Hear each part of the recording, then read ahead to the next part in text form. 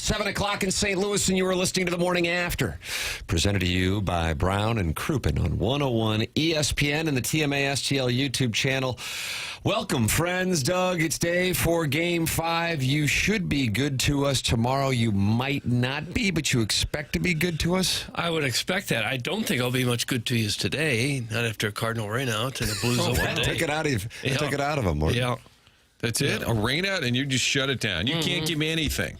When I was a kid, there was nothing more depressing than having your Little League game rained out. Yeah, that was just a killer because you didn't get to play for another week, maybe. And now when the Cardinals get rained out, same sort of thing. I have a hard time picking myself up by the bootstraps. Wow. I wasn't prepared for this. I didn't know that rainout last night had you in this state of mind. Well, a twin bill fixes a lot. Oh, wow. Let's play two. Had your dauber down a little bit. Charlie Marlowe was tweeting out on Sunday, who's with me? Parents rooting for their kids' games to be rained out so you can watch the Blues game. Oh, wow. That's a very popular thing as your kids get, I'd say about 9, 10, 11, Tim, and they've got a lot of games. And it's a Saturday, you're like, oh, crap. And you see a little bit of dark clouds on a Saturday morning, you're like, just bring it on. Gosh. No, not that I would deny the kids the opportunity to play sport, Doug. No. But there's some Saturdays you're like, oh, please, let's just shut her down. I'm kind of like Edmonds, Tim. Bang, BP. Bang, BP. It's too hot out there. He used to say that, Jackson. He would come in the clubhouse. We need to bang BP. He's in his clubhouse. He wasn't talking to anybody in particular, just shouting it out to the clubhouse as if it would lead to. We are at a point, specifically, my older son has an 8:30 tilt, Doug, on Saturday. And seeing as Game 6 is Friday night, Martin, your source is telling you that it's trending toward likely, I want to emphasize this, likely being a later start, although we got one of the things we needed last night. Is that the Carolina Devils? Carolina winning in double overtime over the Devils, despite New Jersey leading 3-0 10 minutes into the game. They wound up losing in double overtime, so Carolina advances, and they will not need to play on Friday night.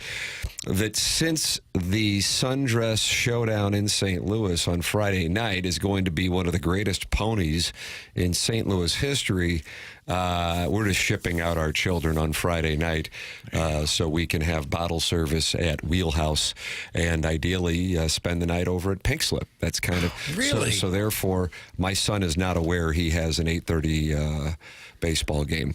You're not telling him. That's the key. No, Doug, that is the key. Thank you, Martin. When they start saying, well, I thought I had a game, you're like, no, the coach is sick. No, actually, I saw Billy at school and his dad's not sick. Well, that kid lies. Don't you think he's going to talk to a teammate and they find out? Doug, that may or may not have happened in the past. That's why my kids will not be all Metro. Oh. Or all CYC. All CYC. Or whatever. There's times St. Gabriel's kids on there Mommy anyway. and Daddy got to just take priority. So that's the situation. Yeah, thank you very much. Because of the Sundress Showdown in St. Louis on Friday night for Game 6, expected to be one of the greatest ponies of all time, Mom and Dad are going to stay up all night, hit Pink Slip, hit Hollywood Nights, and then maybe, pull a Varsity Blues, and therefore there is no baseball game at 8:30 on Saturday morning. And I am up for Parent of the Year, and I'll be soliciting donations as we sell cookies. You can't just pull an all-nighter? Or does the Pink Slip take that much out of you that you just can't continue? Vermeil called it the pink tulip. Whenever he would refer to players getting in trouble, he said, I don't want anyone over at the pink tulip all night. And we would all say, what in the hell is the pink tulip? I think it's because it was PTs. He decided it was called the pink tulip. I kind of like that. Maybe when Jackson starts changing text names tomorrow, somebody will be the pink tulip. Jackson, do you dread the first week of the month? Because I'll see you over there and you'll just be typing away. I don't think dread is the right word. It certainly changes up what I do during the program. But dread, I wouldn't say, no. It's fine. It's good that people want names, What if multiple people productive. ask for macho kisses? What are you going to do? I assign it based on just general vibes. Maybe your text history, Sounds like that was your text history. Yeah, more likely. Yeah. General vibes is now off the table. There's got to be consequences sometimes. Doug knows. It's all about discipline. Discipline. Discipline is the thing. Doug's pro blocking. Yeah, Blocking. I'm a mute guy. Oh, yeah. Mute. You can mute or you can block. Okay. Blocking feels a little better. Now, Real Housewives of TMA star Sharon and Clayton leads things off this morning by saying the best solution to all these scheduling problems is do not have kids. Kids suck. Oh. Let's go Blues. Is that a T-shirt? It's a new chant. You could probably sell some T-shirts with that. Kids suck. Let's go Blues. Might work. I mean, I'm telling you, she's going to be the star of the Real Housewives of TMA. I think so. There will be people that will tune in for her, pulling for her, and there'll be people who tune in, pulling against her, and that makes a star. Someday I'm going to be a star. Well, I've talked to her a couple times at Blues games when I've seen her and her husband. Very pleasant, soft-spoken, very kind. Turns nice it on person. for the cameras. Yeah, really does. Lets it fly on the voicemails here, on the text messages. Yeah, you can text in and join Sharon and Clayton, 314-399-9646. If you just have a phone number in there right now, 24 hours from now, Jackson will be typing away because people will want their names saved in the Air Comfort Service text inbox, 314-399-9646. You can call in, talk it over with Chairman Kurt. Callier and Thompson, phone lines, 314-974-0101. You got the Michelob Ultra YouTube chat where friends gather and talk it over. 127 in there as I open it up this morning. Doug, the Bridgeton landfill fume huffers in there talking it over with Thrill Fan 22, who says the Cardinals are going to get a double rainout today. It's supposed to rain in Cincinnati. No. So Wow. Can they play 3 on Thursday? Boy, the old triple header. Yeah. But the players would You be can delighted. start like at 9, Yeah. 9, 2, and 7. I'm sure the players would be up for that. I bet they would play a couple of games in an hour 45. There'll be a couple They would 1-0. just sort of figure it out. Players don't ask to be overpaid. They're not setting. About that? Yeah, theoretically, you could just sal in all day if the Cardinals don't have the doubleheader rainout. You'd have the Cardinals, what is first pitch today? Like, I think it might be late morning in St. Louis. 11:40. 11:40. 11:40. Twin bill. And then settle in, Doug, and you've got Blues hockey, puck drop, 8:50. Okay. And 5 seconds is the over-under. 8:50 and 5 seconds, the over-under But for tonight's puck drop. Jackson uses the double national anthem theory to enhance it by 3 minutes, because otherwise it's usually 8:47. That's industry standard. Yep. They'll tell you it's 8:30, but we are honesty in media. Okay. It's 8:50. I mean, that's what I got to tell you. I'll say 8:51. Oh, God. Doug's I'm going going to over. go 8:49. Martin's going under. Papers, you're hitting on this. You were on the heater on the spread zone with your college basketball picks going 15-1. This guy went 15-1. I feel like a fish out of water here, but I'll go 8. I'll go 8:50 right on the button. That's what Tim did. I thought since 8:50 in 5 seconds. Yeah. How about 8:50 in 6 seconds? No, I'll take 4 seconds. Oh, So he's going under. Yeah, I'm taking it under just a little. okay. Is everybody on this program staying up for the whole thing tonight? Yes. No. Pretty quick. That was It was pretty quick. Martin, your yes was pretty quick. Jackson, your no was pretty quick. Doug, I'm virtually certain you are a yes. To stay up, of course. But Chairman Kurt. I'm not 7 years old. I can stay up till 11 o'clock at night if I want to. You might be pushing 12. I think 12 might be That live. too. Chairman Kurt. Yeah, I'm in. It could go 6 overtimes. I won't miss a second. yeah. Is there a cutoff, Doug? 1 a.m., they're still going. See, at that point, you're pot committed. You can't, but what can you... You're talking about, I was watching the overtimes at Carolina and New Jersey last night. I mean, granted, it was an early game, but still, I'm watching Had a that. little money on the game, or did you? I did not. I had the overs on the East Coast baseball games last night because the wind was blowing out in all the venues, and I was handsomely rewarded. These are the things you have to know. You can pay attention to starting pitching matchups if you want, but I make picks, you make money. I make picks, you make money. Okay. No, I didn't see any of the King. I guess I saw a little bit of the Kings and Oilers. Boy, the Kings have to feel like, what the hell happened? They're an empty netter away from being up 3-1, and now they go back to Edmonton down 3-2. I got to tell you, I kind of like Edmonton being around. I like that star power. On the off chance that they're sitting around in the Western Conference Finals and the Blues get to the Western Conference Finals, Blues going up against McDavid and Draisaitl, that'd be a Jim Dandy. So I kind of like the star power. To be the man, you got to beat the man. And baby, I am the man. Rolex time, 24 hours. Camera, it's been your pleasure. Nature Boy, Ric Flair, Stop Chase that. Park Plaza. Think right. about it. And Doug, I don't know if we're allowed to like Canada anymore, but I kind of like when a Canadian team's in it. I like that too, man. Montreal, Toronto. I'm What good about with Edmonton. how about the Chieftain? The Chieftain's got himself a little problem with They're Brady in- Tkachuk and company. I saw Carlo Koliakvo, who played for the Blues. He hosts morning radio in Toronto, tweeting. Does he really? Yeah, tweeting, calm down. Like, this is not a Game 7 loss. They're still in good shape. I guess the Leafs fans are going a little bonkers. Understandably. That's why I always thought of just like top pressure teams. It's always the Leafs until they win a cup. It's always the Leafs. But that column we had last week, it was the Jets. I would think it's the Leafs. I mean, don't get me wrong. It's crisis mode in Winnipeg if they are to lose tonight. But, the Leafs were up 3-0. Now, granted, there were some overtime wins to get up 3-0, but they lose last night. Heads back to Ottawa, and you could find yourself in a Game 7. I think Toronto, Martin, is 0-6 at home in their last 6 games when they have an opportunity to clinch a series. I believe that was the data I heard from Scott Van Pelt this morning on SVP Sports Center, which is at this moment the only sports center I can watch. Thank you.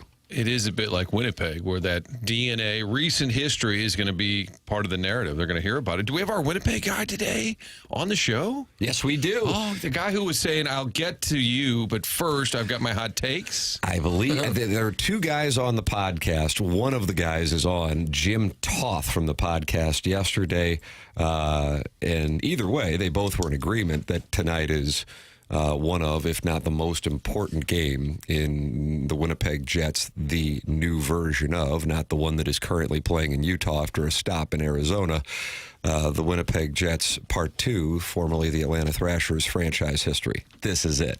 Because the thought process is if they lose tonight, lose 3 in a row, these boys aren't going to escape St. Louis with a win. And the Sundress Showdown in St. Louis. And I bet they know about that in Winnipeg. They don't want to deal with the Sundress Showdown in St. Louis They'd down be 3-2. intimidated by that, by fans in sundresses? That's right. Look it up. Okay. Scott Arneal wrote on their grease board yesterday, Doug, avoid the pony. That's all they put on the Avoid grease. the pony. That's all they talked about in practice. The pony. Okay. Avoid the pony. So Jim Toth will be with us from that Winnipeg podcast where they're saying this is the most important game ever, actually. History of Winnipeg history. mankind. I caught myself going, hold on, when I go on Mike Greenberg, and I go, no, that's what they said. That's at 9:30. Jamie Rivers at 8:15. Design, Air, Heating, and Cooling email of the day at 10:45. Email in the morning after at InsideSTL.com. And today is the last day to make yourself eligible for the April Listener of the Month on the morning after. You go to TMASTL.com. And then, Jackson, how are the 4 or 5 finalists that go to the Papal Conclave decided? It's usually me just kind of picking it out, honestly. Buck Swope might have to come after you. If Phil. you can the process? provide a better alternative. Like, if you guys want to do 10 rounds of voting for this every month. How about putting together a blue ribbon panel? Yeah, what about a blue ribbon panel? Okay, who would be on said Producer panel? Joe's landing strip. Producer Joe's landing strip? Maybe just you, Yeah, so see. you can decide. Yeah, there. But call it a blue ribbon panel. Okay, yeah. So this is the first year, the first month of the Blue Ribbon Panel. Okay. They'll decide the finalists, and then See, the that's finalists. way more official. Yeah, Thank there we you go. for taking that step. That's fair. Thank you, Doug, for working that through with me. Sure. And then that way I don't have to respond to your text that I often forget to respond to. With the No, Papal you're still going to have to Conclave. vote. You're going to still have to Oh, vote. okay. But this way, a more finalized grouping for the nominees. Okay. Okay. Good Well, morning. That's exciting. My NHL playoff tradition for 8:30 starts is to fall asleep during the second period intermission, say a curse word, and see the score on my phone around 2 a.m. That's from the Hunchback of Vaughn Castle. And we all just can't stay up one night. Now, one night during the playoffs, can we stay up a little late, past our bedtime? Come on, St. Louis, pull yourself up. Up by the bootstraps, I mean. I mean, if you don't watch the game for 7 hours, you're not a diehard Cardinal fan. There you go. Who was that? That was Natty Nate. Has he appeared? You know, we were celebrating the 6-month anniversary of TMA on 101 ESPN this week. And I don't know if Natty Nate has appeared on 101 ESPN. I don't think so. I don't think he has. He's held Doug accountable for not going into work the day the Cardinals acquired Nolan Arenado, Martin. Yeah. He didn't go into work? Well, I forget what the situation It was. was a Friday. Yeah, it was my regular day off, I think. Yeah. Oh, it's part of that 3-week vacation. That's Vaughn right. always Smart talks talked about. about. Yeah, he was a Friday, and someone else broke into coverage. I think it might have I been don't Brooke. think anyone broke into coverage. No, that's the wrong word I'm using there. But They I think just it had was it on Brooke the covering news. it. Yeah, and he was upset that you didn't come in on your day off to break down the Arenado trade. He did join us back in November. He did? Did he? Wow, how about November that 7th. note, Chairman Kurt? Yeah, in the He's annals got of history swooped there. over there. Yeah, that was swooping. All right. Thank you, Chairman. Mike Ryder had a great story the other day. He said that when Rick Venturi was doing the show here, was it Zach and the Coach? I believe Zach and the Coach. They had been trying to get Jon Gruden on, so it was related to our guest on Monday. And Ryder said, Venturi's friends with him, but it just wasn't working out. He said they spent several months trying to get him on the show. They finally have it lined up. They go to the commercial break. They're going to come back. Gruden's on hold. And during the break, Pujols signs with the Angels. And he said, we had to pivot. And he said, we told Coach, we're so sorry. And he said, and then we never got him on. Oh, So he got big-footed. it happens.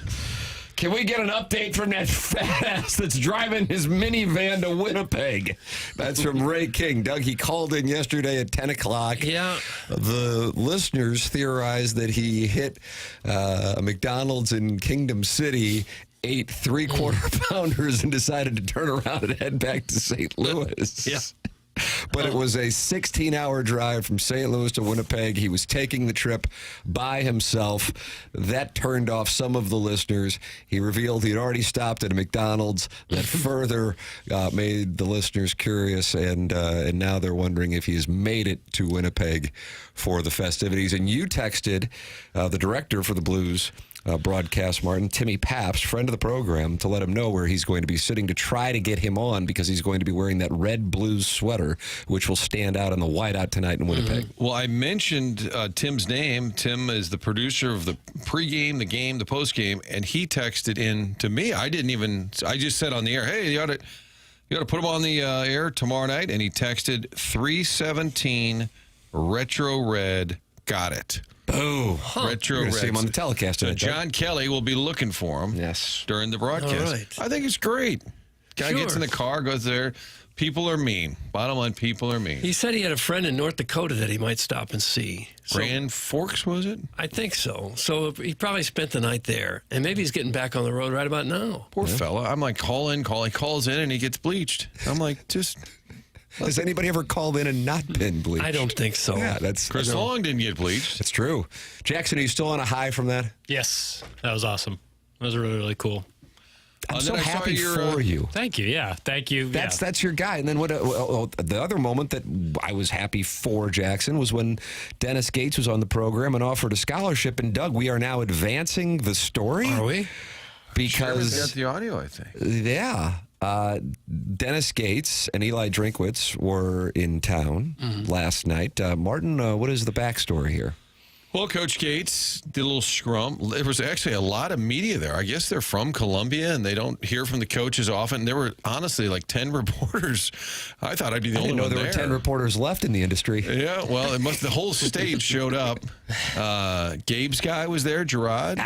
Connor Mizzou in the house. And anyway, we had a scrum with Coach Gates, and I wanted to talk to him. There's somebody at Marquette that we both know that's really sick, and I didn't know if he knew the story. So we talked for a second after, and that was a more serious conversation. The event's playing out. It's at that Chicken and Pickle in St. Charles, which is huge. A lot of Mizzou fans. Chris Gervino hosting there. You had Coach Gates, Drinkwitz, the new women's basketball coach, Kelly Harper. So the event's playing out, and some of the coaches are just standing off to the side. So I went over to Gates and I said, hey, you remember when you came on the radio? Yes, sir. Yes, I do.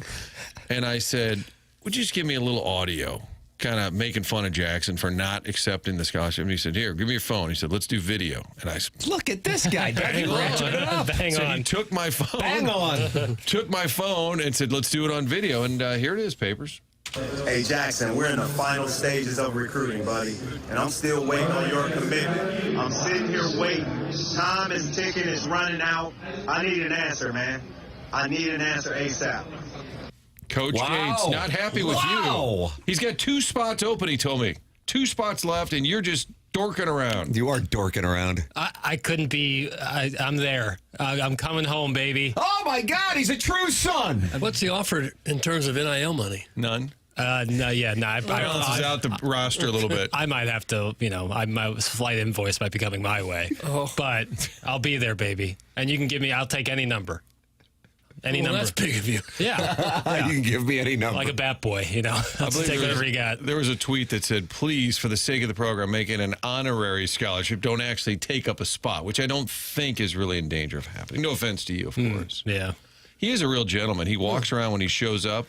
Every reporter, every photographer, he walks over. How are you? How are you? Good to see you. He literally Dennis walks. Gates does it? Yeah, each photographer, each reporter shakes their hand, walks around and says, he really is a true gentleman. Mm-hmm. I didn't think he would play. I didn't know how he would react. I don't know him.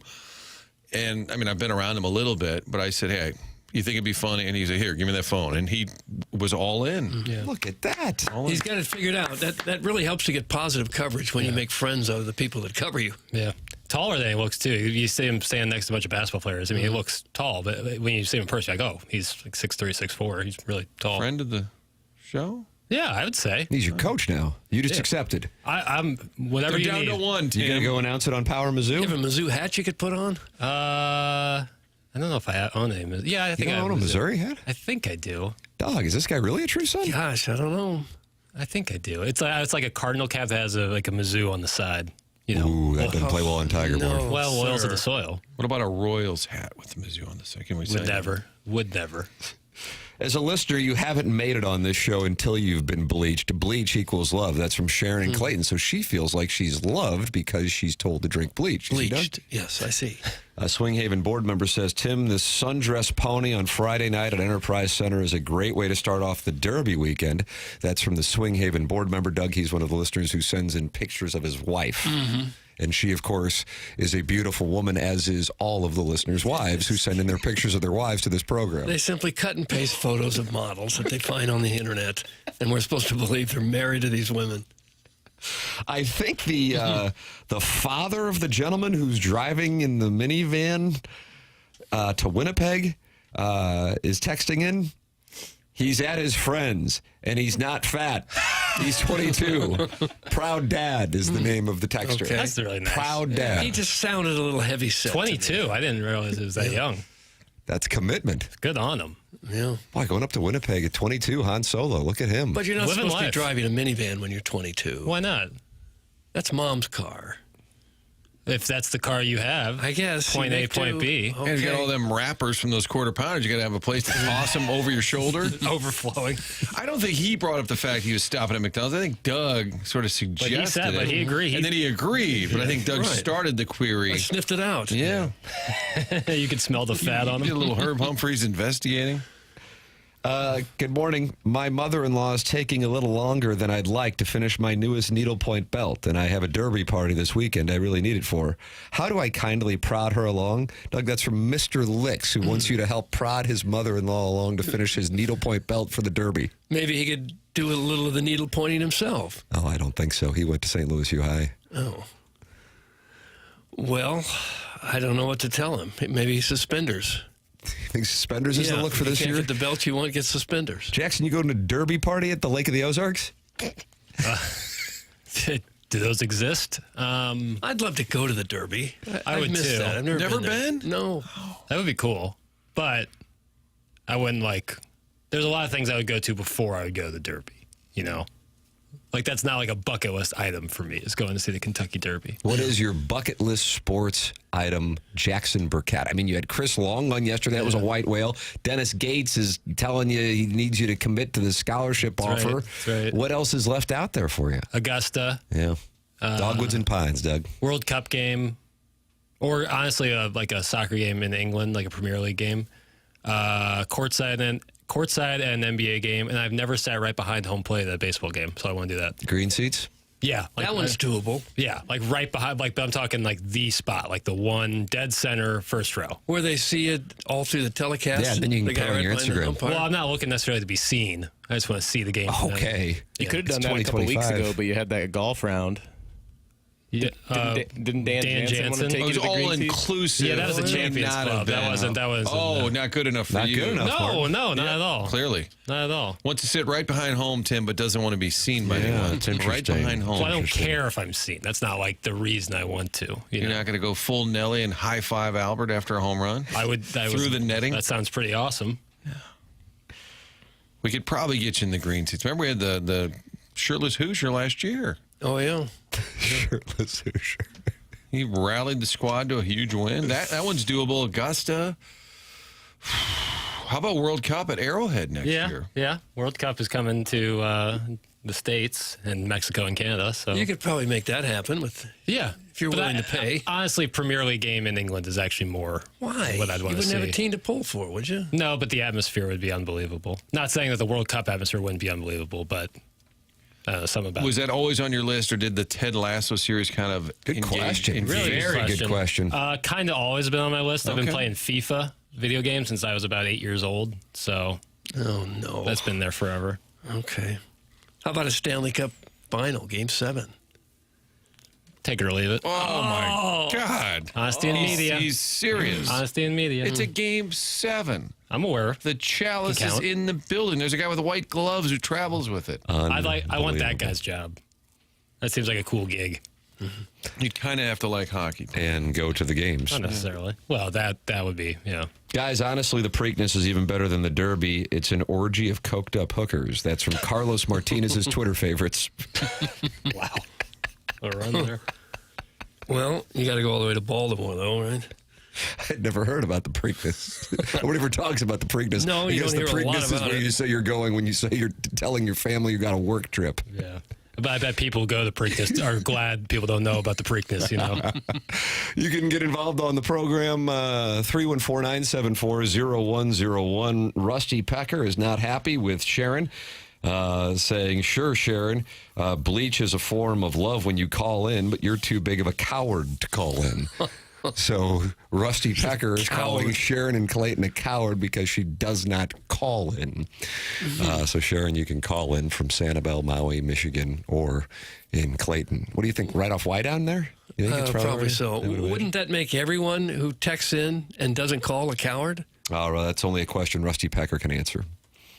Jamie Rivers isn't a coward. He's calling in at 8:15. Right, Jim Toth isn't a coward. He's calling in at 9:30. You, too, can show your strength by calling in 314-974-0101. That's how you can get involved on the program. It is TMA. It's presented to you by Brown and Crouppen on 101 ESPN, and the YouTube channel is the youtube.com/TMASTL.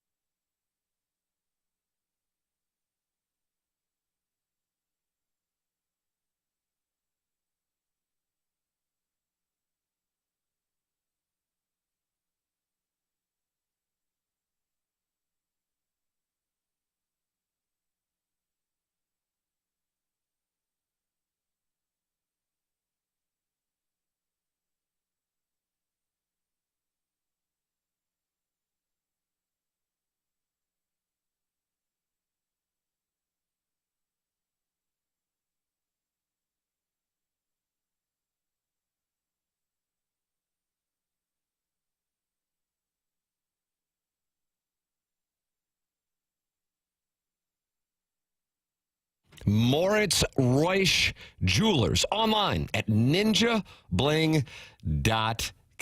Family owned, family operated, third generation. That is Dan Reusch operating the store now. And you can go in and see Dan. They are located right across from the St. Louis Galleria, Brentwood Boulevard, in the tower on the 15th floor. And when you go in there, you are going to see the difference between Moritz Reusch and everybody else. They are online at ninjabling.com. If you're thinking about getting engaged this spring, you should go in and check out the selection they have at Moritz Reusch. They have a lot of jewelry in stock, specifically engagement rings for the guys who want to get something put together really quickly. Or they also do custom jewelry if that's something that you want to have designed from the ground up. They also have a great watch line as well. It's all at Moritz Reusch. They're online at ninjabling.com. They're located on the 15th floor of the tower, right across from the St. Louis Galleria. It is Moritz Reusch, online at ninjabling.com.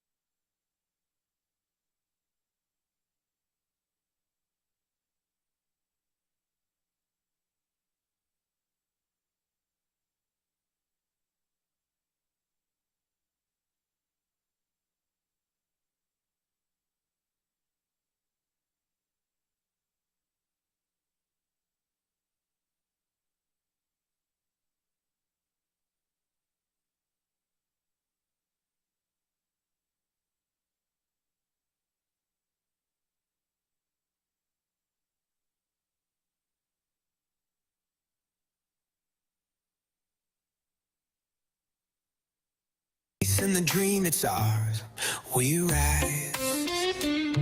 We rise. We rise. Feel the rhythm, hear the cheer. Oh yeah.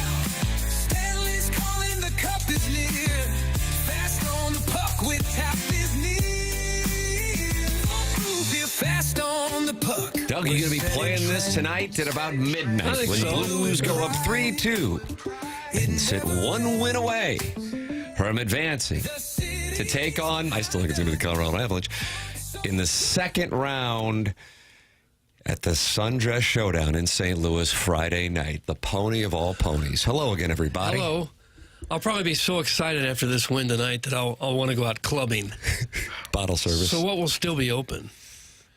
Let's say if the game ends at midnight. Jackson, you would know. You're the young bachelor. Where would you go? Nick's Pub's open until 3 a.m. Nick's P. Hey, K. Adams. Yeah, Nick's P. Hey, K. Adams. Where is Nick's Pub? Dogtown, baby. Yeah, Dogtown. Dogtown, baby. Manchester. Just below Hampton. Yeah, That's we're right. like Try. below Hampton. Like there you are. Literally, Kinda you like could by look up. Filoni's. Yeah. By Filoni's, that area? Yeah, but yeah. Further east. Further east, yeah. Okay. Good spot. All right. So We did you want to we- meet there at midnight?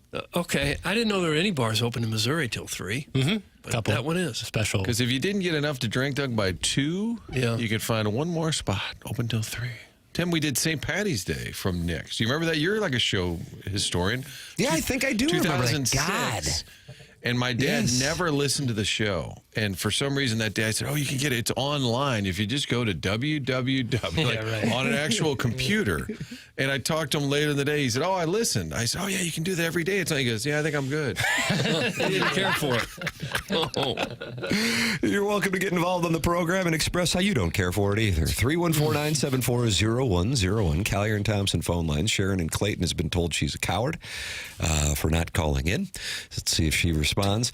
314-399-9646 is how you can text into the program. And, of course, you can email in for our Design Air Heating and Cooling email of the day. Doug, when you've got a twin bill in Cincinnati and Game 5 in Winnipeg, don't let the weather in St. Louis bring you down because you're going to be sailed in front of the television anyway. But I would tell you this, after we deal with this rain the next couple of days, the forecast is glorious and it's going to warm up. Make sure your air conditioning is ready with Seth Goldcamp and his team at Design Air Heating and Cooling. Sponsor of our email of the day, the longest running sponsor on TMA, going back a decade. That's how long Seth has been with us. A lot of longtime advertisers on this program because the listeners support the sponsors. That's the name of the game. If you are in need of any heating and cooling help, Design Air Heating and Cooling online at designairservice.com, and you're going to want to make sure your air conditioner is ready to go for the warm weather. Take care of it now with designairservice.com. Martin's a client. Doug's a client. I'm a client. It's Design Air Heating and Cooling online at designairservice.com. Doug, we have the Yoff report here in the Stiefel dossier, as Jackson calls it. Okay. And it says donning a bandage on his cheek. Do you like that? Donning I don't a mind it. bandage on his I cheek. don't mind it. Jim Montgomery talks about the injury he sustained at the Blues skate. Take a listen. Okay. Go ahead and hit the lever pail. Sorry. Now, timing is everything. Yeah, we did a drill to start practice, and I was telling the players it's not hard to box guys out. And I was boxing the guy that was driving the net out, and Bucci took a slap shot, and I heard it hit the crossbar. I went like this and came right off the crossbar. It's just making me feel like I'm a player in the playoffs, not a coach. Are you available for selection tomorrow night? Well, I'm really worried because I really like to eat. I wonder if it's going to screw up my ability to chew, but I don't think it will.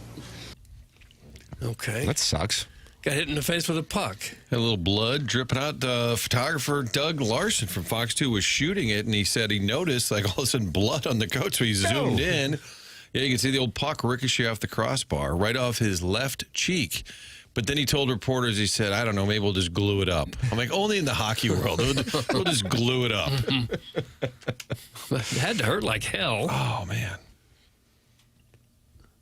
Why are the NHL TV ratings declining, but the NBA TV ratings rising? Thanks. That's from the 314. Sounds like somebody wants to stir the pot this Okay, morning. stop pot stirring. Drama. Jackson, Like is that drama. accurate? Yes. Where are you getting that information? I got the NHL numbers. Front Office Sports had an article about it, say last week. That was after the first weekend, that Easter weekend series, that they were noticing that the numbers were down. But they just had another one with the NBA numbers continuing to surge, up 13% from last season. Well, it can't help the NHL that two of the New York teams were bad. Philadelphia was bad. Boston was bad. San Jose was bad. These are the top markets in the country for population. That doesn't help. No, it does not. Down 24%. Bo. 27%. Bo. Yeah, that was as of 6 days ago. Seeing a couple sources on that. Chicago, another market that's bad. Well, it's your town, see? Chicago's my town, see? But when you take away a lot of interest from New York, Chicago, Philadelphia, San Francisco, Boston, that might be 30%. Well, it's probably not 30% of the country, but it's pretty close to it. Just New York's 10 or 11%, isn't it? But the quality of the games, if you watch how many go to overtime? They're tight. Like in the NBA, those first round.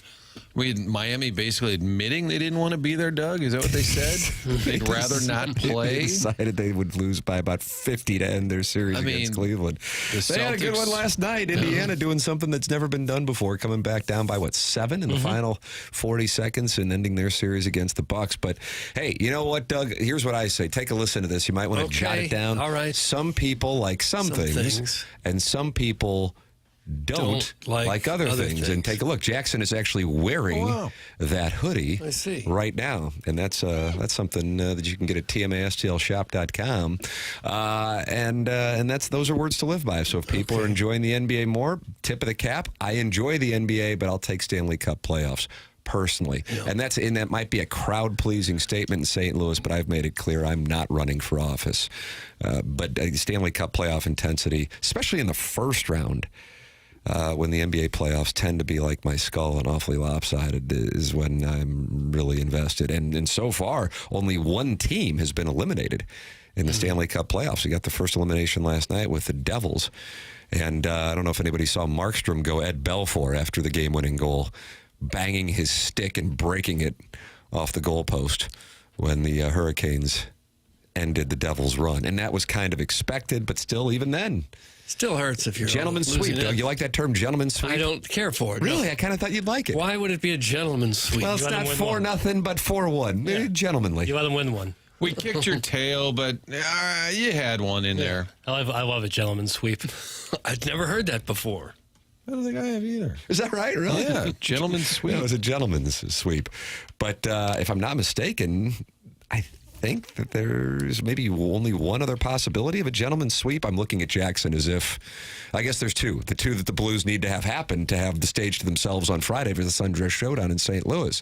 And that is the Ning going down to Matthew Tkachuk and the Caps ending L'Habitant.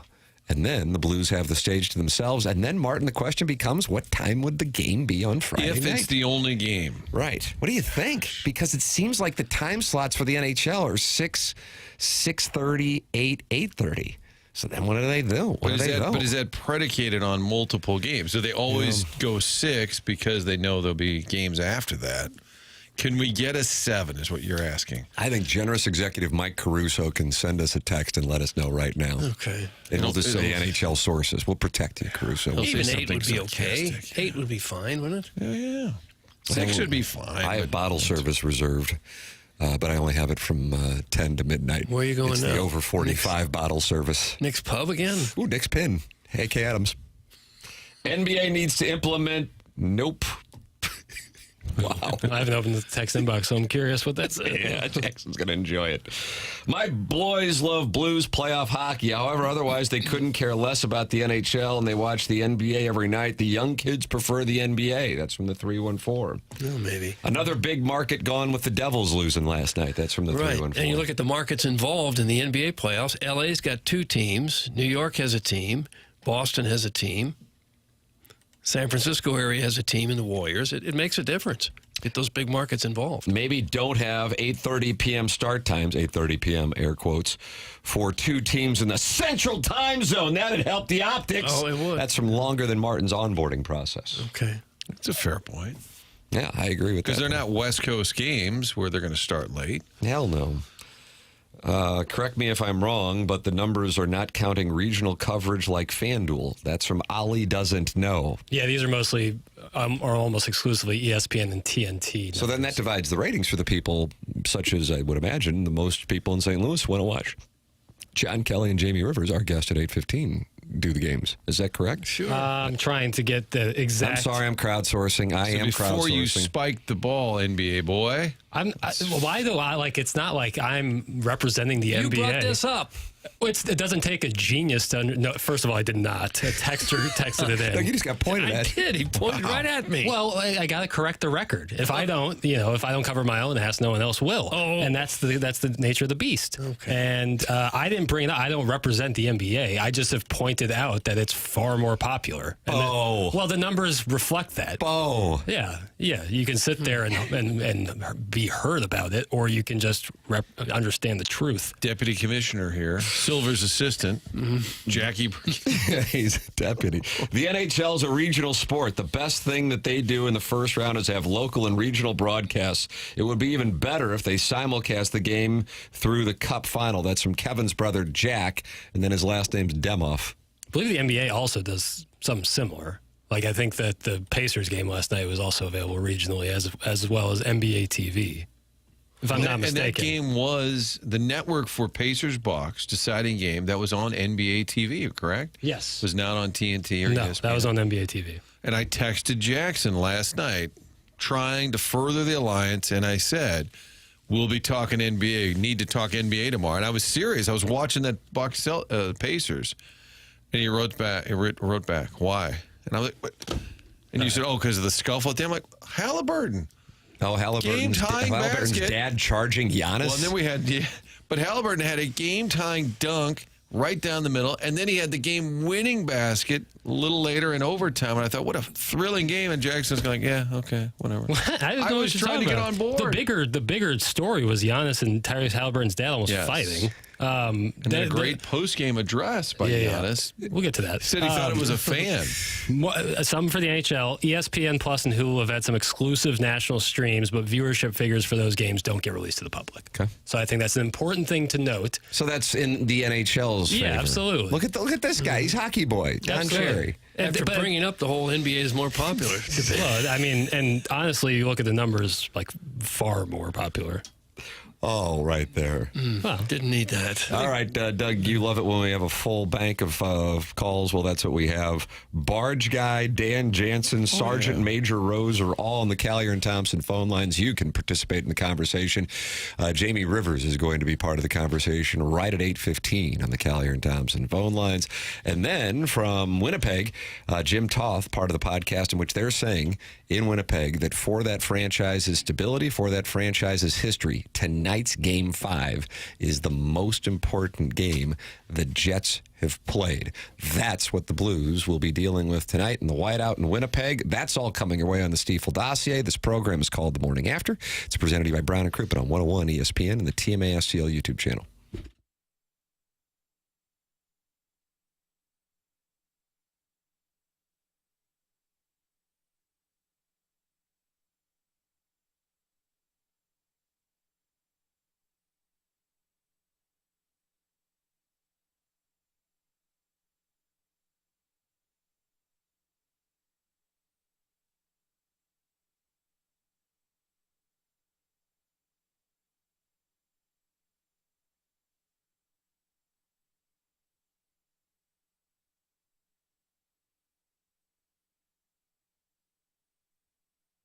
Tim McKernan for Stewart's American Mortgage. Stewie gives out his personal cell phone. So if you're sitting there talking it over with your wife and going, hey, you know what? I think we can get this house, but let me make sure, you can call Stewie right now and get the answer. 314-324-4440. If you are someone who's looking to purchase a home, maybe you're looking to refinance, or if you're looking to consolidate some of your credit card debt, maybe you don't know exactly what direction you want to go to do any of these things. Call Stewie on his personal cell phone at 314-324-4440 or Google the Bagel Loan. What's the Bagel Loan? If you borrow $200,000 or more, there's no underwriting fees, no appraisal fees, no title fees, no lender fees, and no closing costs. Stewie's your guy, makes it easy. Any questions on rates, the industry, the trends, give Stewie a call. Call him directly on his personal cell phone, 314-324-4440, or you can Google the Bagel Loan.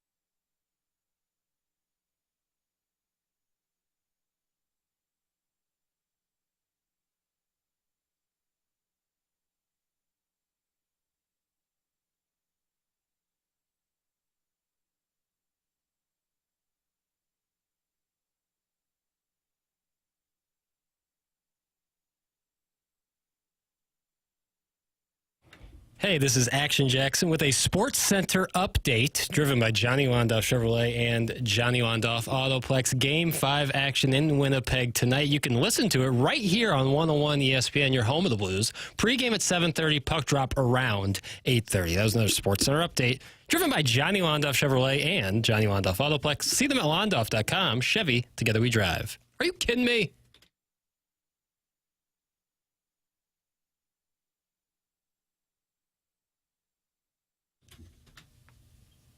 Oh, it's one of Jackson's theme shows where we got to figure out the theme, Doug. Oh.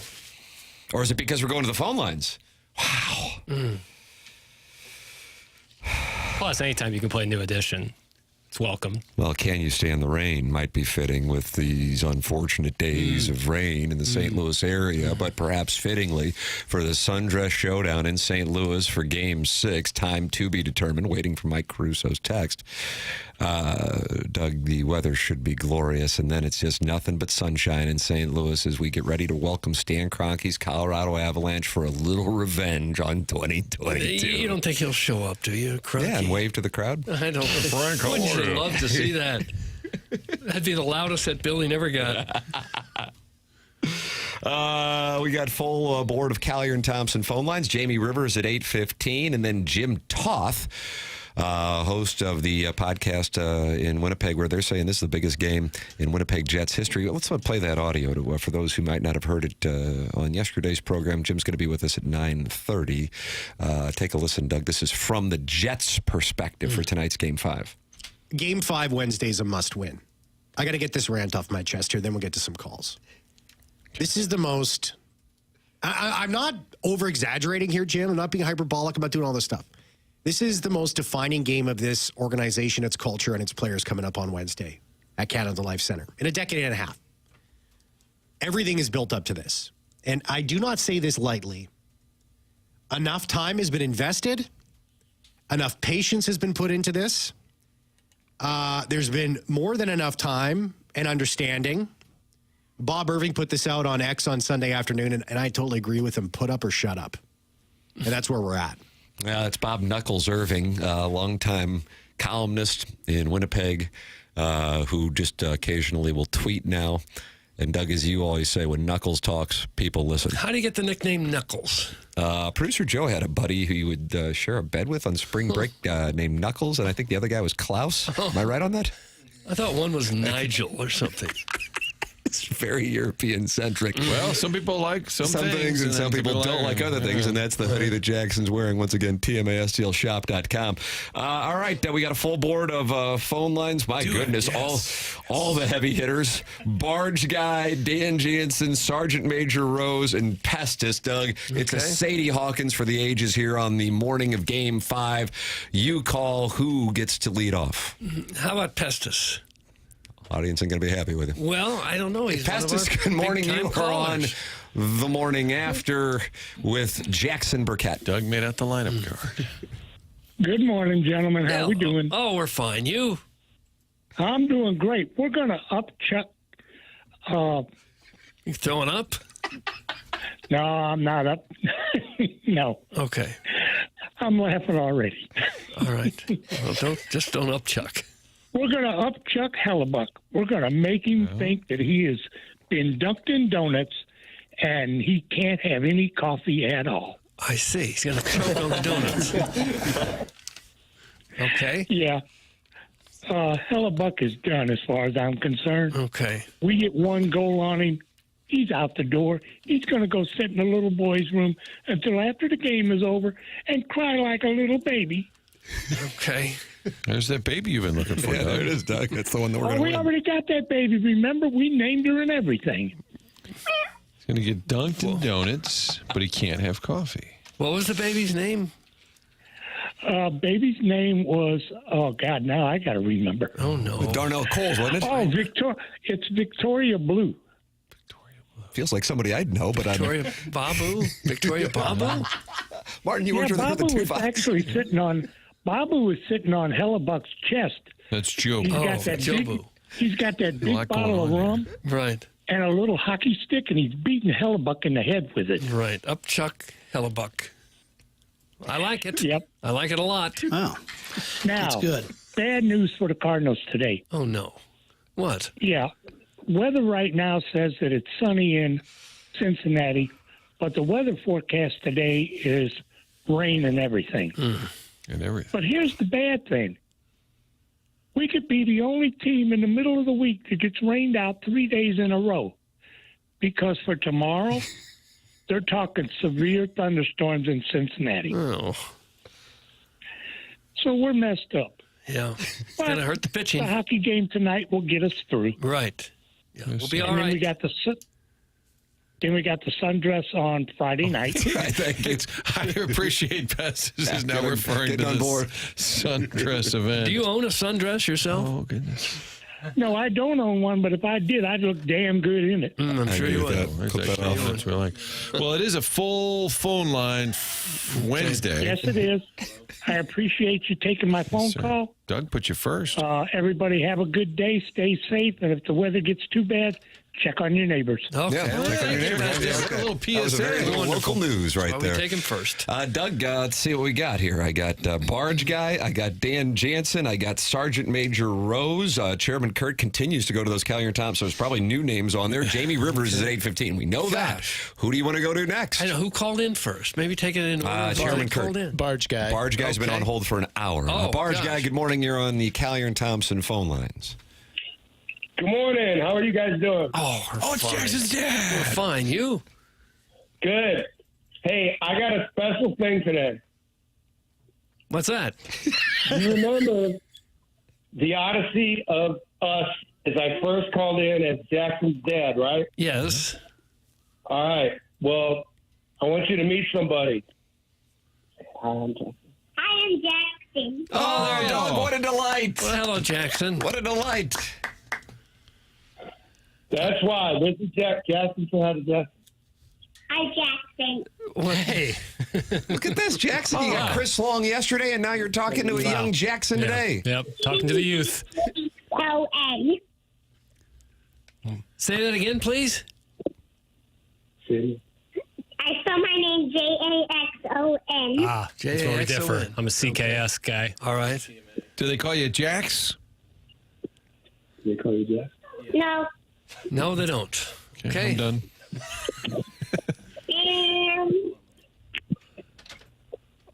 Hey, I feel like we're losing control of the show. Jackson and Barge Guy, are we rolling into school a little late today? No. All right. I'm going to try something else up to 101. So you know how the ESPN says, I'm over it right before your guys' show? Mm-hmm. All right. Well, there's something in Festus School District called Late Start every Wednesday. Yeah. Nice. I'm over it. Okay. Oh, Dad doesn't like it. All So right. It's an hour late. So when I get off the barge at 6 a.m., I have to stay up an hour later just to go to sleep. Oh, no. Wow.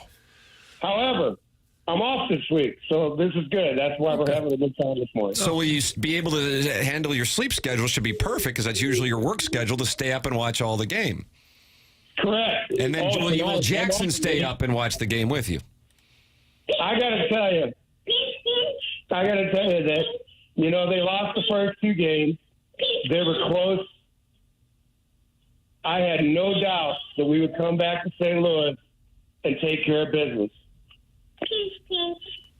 And this is eerily similar. I know he's pinching me with his plushie. Oh. But it's really similar to 2018, gentlemen. Mm-hmm. What would Mad Dog say? Take it one game at a time. Yeah. All right. Well, it's good hearing from you. Oh, Doug shift. Oh, wow. That's not your brand. That's my brand. Oh, no. We got a kid on the line. I don't tune in to listen to some Rugrats jibber jabber that no one except the parents thinks is cute. Oh. Kids suck. Gosh. That's from Sharon and Clayton and Doug. She's going to be the star of Real Housewives of TMA, but she is anti-children. I do like the term jibber jabber. Housewives of TMA. I enjoyed that. Although when the kid was making a little bit of noise and then he got quiet, I was afraid he might have got a backhand or something. He got a little wooden spoon. Got a little quiet all of a sudden. Doug, you're on a heater right now. Okay. Who's in the three-hole, Dougie? Fade Doug. Okay, how about Dan Jansen? Dan Jansen joins us now on 101 ESPN. Doug, Jamie Rivers, 8:15. Okay. Hello, Dan. Hey, guys. Hello. Hey, first off, congratulations on the 6-month anniversary. Thank you. Oh, hell yeah. City seemed to shut down and celebrate. Great show yesterday at the Mount Rushmore. But I need to go back to Monday's show, Email a Day, where I was put in the lead for worst caller of the year by Mr. Buck Swope. Oh, no. I get it might not be politically correct to pick on a mascot. However, I must take issue with a couple of things. He called me Rain Man, and it came across ironic coming from someone that feels the need to document every second of every one of these, quote, Philly slap and tickle TMA shows. Okay. Boy, he's not going to like that. Yeah, you don't want to pick on Buck Swope. I feel like he's at the keyboard now addressing this. I'm picking on Buck Swope. First and second, my invitations to Jackson and Tim are sincere, but I try and put some comedy sarcasm in the delivery, something Bucky Boy should try. Bucky Boy. Wow. Oh. And then he calls me Buffalo Bill from Silence of the Lambs. Also ironic, coming from a grown man that had to beg his mom to let him out of her basement apartment to attend the TMA holiday party, where he stood in the middle of the room in a trench coat and talked to no one. Buck Swope was in a trench coat at the holiday party? I don't know. I was thinking more sport. He usually has a green jacket on. He kind of looks like a Rory. professor. Yeah. Maybe he should have lost his job, but he was tenured. So. Right. Yeah, but you know what? I don't like to pick on people that are on the spectrum, so I'll stop there. Oh, gosh. And finally, Bucky Boy, since you listen to my calls 2020 is over, try and get the facts straight on them. You sound a little bitter this morning, Dan. Dan Jansen's response, Empire Strikes Back. But I wouldn't pick on Buck Swope. Buck Swope runs things in this town, Doug. You come at the king, you best not miss, Doug. Was that The Wire, Jackson? Yeah, Omar coming. Yeah. Omar. Don Tiny and Scores run things. Don Tiny PP runs things, not Buck Swope, man. We're taking different families. Okay. It's like Tattaglia's. Dan, I hate to say it, the text line is not supporting you. I would never say that, but I'm shocked here. Mr. Siders says, you're so cooked now, Danny boy. Chef Buck is in the building. That's from Mr. Siders. That's fine. So anyway, and Doug, great visiting with you on Sunday. Doug, you hung out with Dan Jansen? I saw him at a soccer game. Oh, God bless. I think here's the best text. Iggy's great brother just says, gentlemen, what are we doing here? Question that could have been asked any time over the last 2 decades. Dan, wonderful phone call. Yes. Hey, the only thing I have to say is he drew first blood. All you're doing is issuing a response to Buck Swope. Yeah, he drew first blood. Well, Buck, Dan Jansen has responded. Thank you, Dan. All right, thanks, Dan. Thank you so much, guys. Thank you so much for this nice words. I appreciate it so much. So Doug put Pestis in the leadoff spot. Barge guy was in the 2-hole. Little Thunder in the 2-hole. Yeah. Larry Walker, McGuire sometimes. And then you put Dan Jansen third, but we have a actual military member, and he's sitting on hold. Oh, okay. That's Sergeant Major Rose. Okay. Sergeant Major Rose, good morning. You're on 101 ESPN and the TMASTL YouTube channel. Hey, Doug, thanks for putting me in the cleanup spot. I appreciate it. Okay, somebody had to hit fourth. I don't mind. Hey, after those legends, I can't do anything but go up from here. Right. So I'm in town and got tickets for the game Friday, and I'm going to be really disappointed, Doug, if you don't show off those gams and that sundress. I'll be really upset about that. Well, who says I won't? Oh. Well, that's what I'm talking about. Okay. But on a serious note, Tim, I put together a package of St. Louis eccentric gifts for the Dotem for Brian McKenna's Hero Network. Oh, God bless. Nice. It's a ton of gift cards from all the places that Brian frequented, that he loved to go to, loved to talk about and support. Pueblo Solis has to be the George Washington of the Mount Rushmore there. Pretty much. And then also got autographed jerseys of the different St. Louis franchises that go in the package. And I stopped by, believe it or not, I was on my way to LeGrand's this morning. I stopped by St. Gabe's to see if I can get one of those autographed banners to throw in. That's the right they wouldn't thing. open the door for me. I don't know. Well, they're priceless. They're in stone. They'll make up another one for you for all the championships they've already won next year. I thought they printed those things out through like 2031, so I guess we're okay. Yeah, they do. They do. Yeah, it's all predetermined. But yeah, looking forward to it. And I Will you wish be I there, could be sir? in town. Oh, you're What's not. that? I was wondering if you'd be there. I was hoping to be. It depends on how things go back in D.C. But yeah, if I can make it. I don't play golf because I stink at it, but I would be more than happy to hang out. But I'm getting this package over to Denny, Brian's brother, and they'll take it from there. So. God bless. What a kind gesture. I love that idea, Sergeant Major Rose. Sounds great. And go Blues. And I will say this. I have met Sharon and Clayton and her husband. They're a lovely couple. So, she's your star of that show. I think you'll do just fine. How about that? Sharon and Clayton gets an endorsement from Sergeant Major Rose, who's in the cleanup spot here. Thank you, Sergeant Major Rose. Have a great day, boys. You too, brother. There he is, Sergeant Major Rose. Doug, the phone line. See, you've said they're poison, but what about that segment makes you think? Cleared the lines there, baby. One at a time. Jamie Rivers is going to join us here in 5 minutes as we're in the Fisher Window and Door Store 8 o'clock hour. The show is called TMA. It's presented by Brown and Crouppen on 101 ESPN and the TMA STL YouTube channel.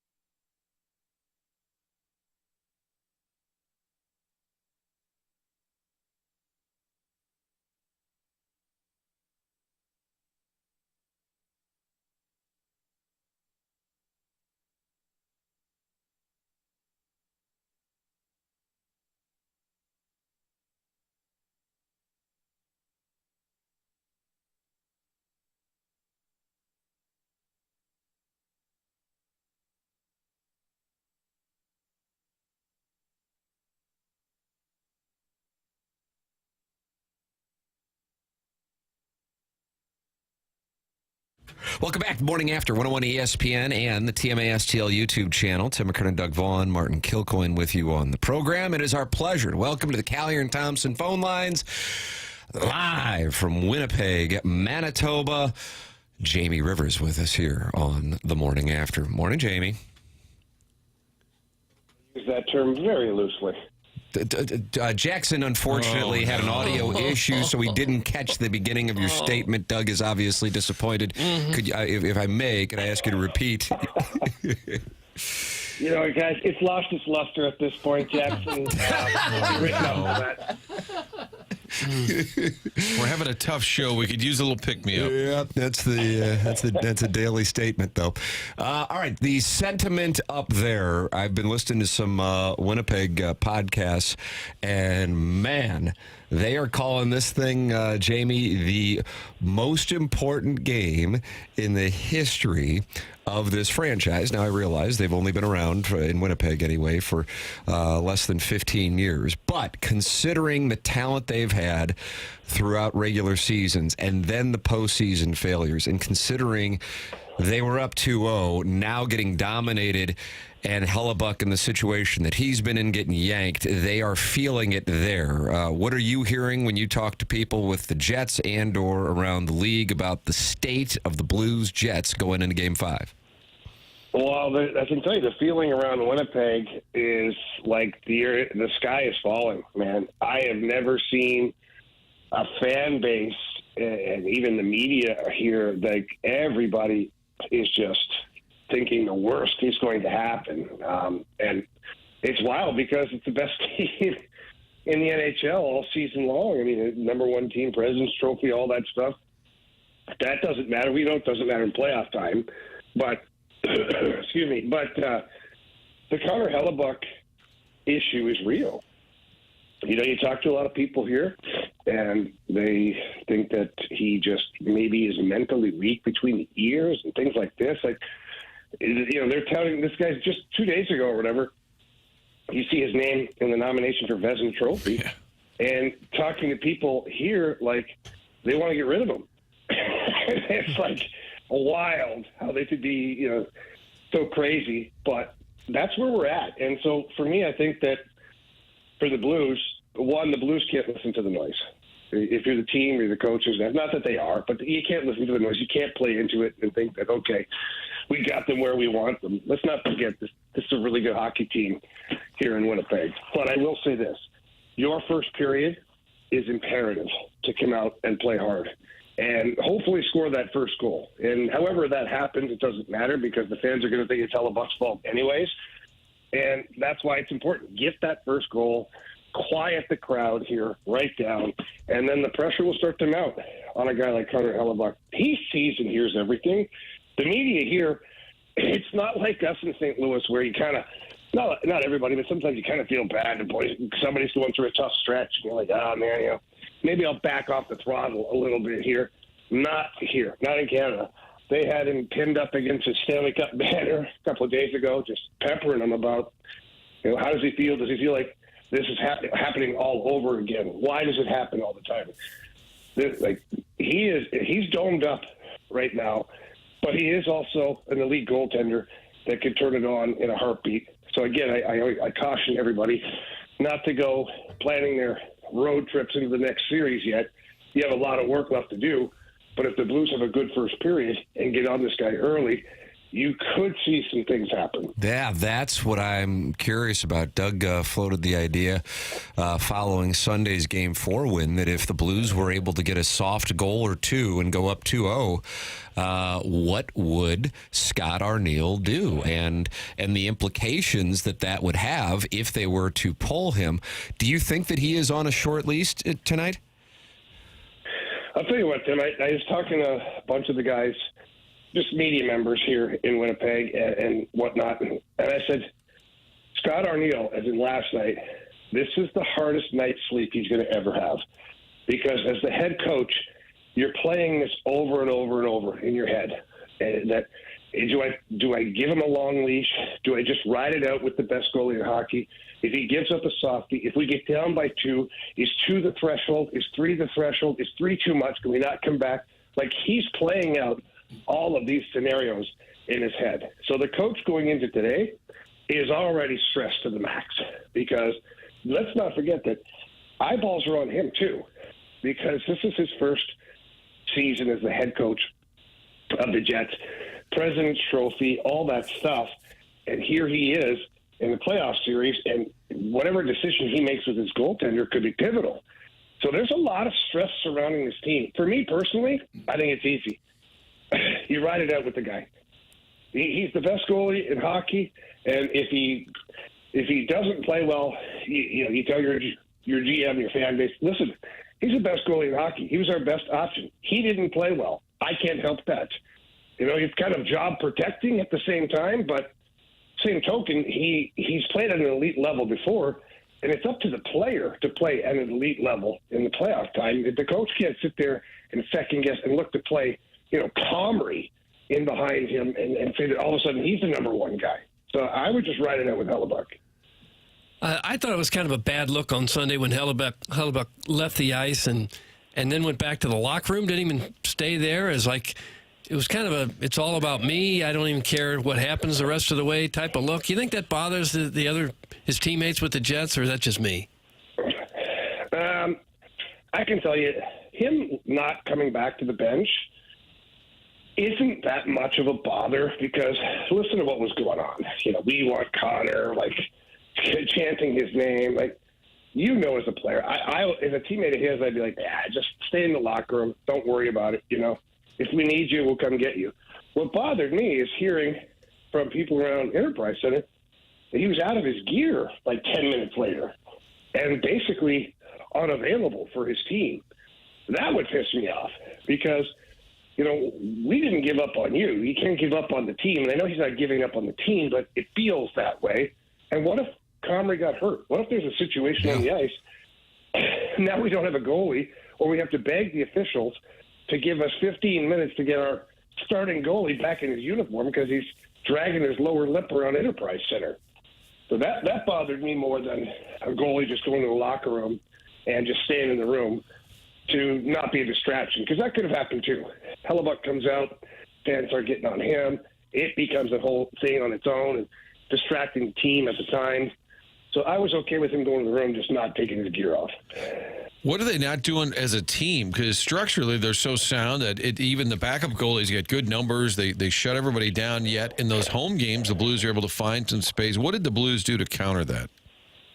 Well, first of all, Blues have, as crazy as it sounds, Blues have more depth of scoring than the Winnipeg Jets. Velarde's going to be back for tonight's game, so we'll see how that changes things. But if Scheifele and Connor and Iafallo aren't scoring, Winnipeg's not winning. And that's what happened in games 3 and 4. And the Blues got scoring from a lot of different people, but mostly the defensemen that got active in this series. And here's something for you, too, is the Winnipeg Jets forwards, for some reason, have either, taken a leave of absence or just not committed to getting in the shot lane in the defensive zone. And when you're trying to box up in front, playing the net front, the biggest nightmare a defenseman has that's defending is pucks getting through to the net. Because once they get through to the net, they bounce around. You've got to pick up sticks. You've got to move bodies. You've got to find loose pucks. You've got to take away the next pass. It becomes high stress defensively, which is why blocking shots or just taking away shot lanes up high is so important. And the Jets did that in games 1 and 2. The Blues either didn't have the shot lanes or didn't shoot the puck enough. They only had, 25 shot attempts in games 1 and 2. And then in games 3 and 4, they had 50 attempts. And if you look at a lot of the stuff that happened, there were screens, deflections, rebounds, all those things I'm just talking about, because the Jets barely blocked any shots up high. So that's a big issue. That to me is all about commitment. Shot blocking, there is a talent to doing it without getting your face caved in every time you block a shot, but it's the willingness to do it, knowing it's going to hurt and doing it anyways. And I think that's lacking right now for the Jets, and it's not for the Blues. You see everybody for the Blues that are blocking shots, taking hits, doing everything they can to win, and I think that's kind of been maybe the underlying story here that nobody's really talking about. Mm. I assume we're not going to see Tyler Tucker tonight. Have you heard that? Yeah, he's day-to-day, from what I'm told, and he will not be in uniform tonight. So Suter, no doubt, steps in. Is that a downgrade or no? Well, I guess let's look at it two ways here. One, Tyler Tucker was playing really good. Probably the best hockey he's played in his NHL career, which is fantastic. Now let's look at it another way. You got a guy with over 1,500 NHL games. That's your backup plan. I think I'm okay with that. And I'm also getting a guy that's played 1,500 games is probably a little bit pissed off that he was the first guy pulled out of the lineup in lieu of a younger player. So I believe you're going to get the best version of Ryan Suter that we've seen yet for the Blues. And I feel damn comfortable putting that guy into the series right where it is. I mean, he's been there, done that, and he's a competitive guy. He blocks shots. He plays tough. There's not going to be a massive drop-off. In fact, there may not be any at all, depending on how motivated he is. What do you think the pairings would be, Jamie? I think they're going to be exactly the way they were, except it'll be Leddy and Suter. Leddy and Suter. Leddy and Tucker. Yeah. So specific to Suter, you mentioned that motivation. I was wondering that too. What his state of mind was when he was not in the lineup, and now gets the opportunity. Plus, he gets got some rest. What do you think about that development? Because I feel like that's a storyline. A, because what you mentioned, Tucker was playing so well, and B, you have this guy with all of this experience, and he wasn't playing the last couple of games. Now he gets back in there.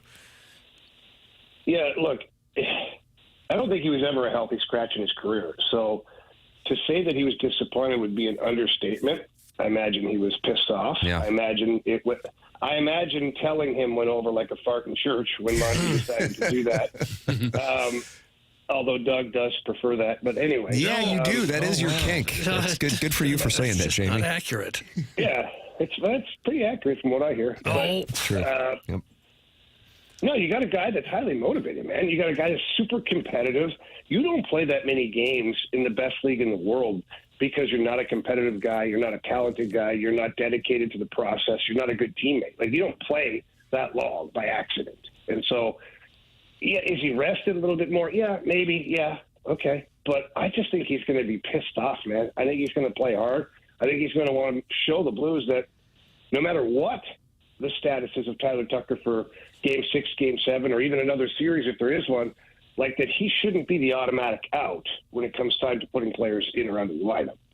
It does look like, for the future anyway, they found something in Tyler Tucker. He looks like a pretty good player, doesn't he?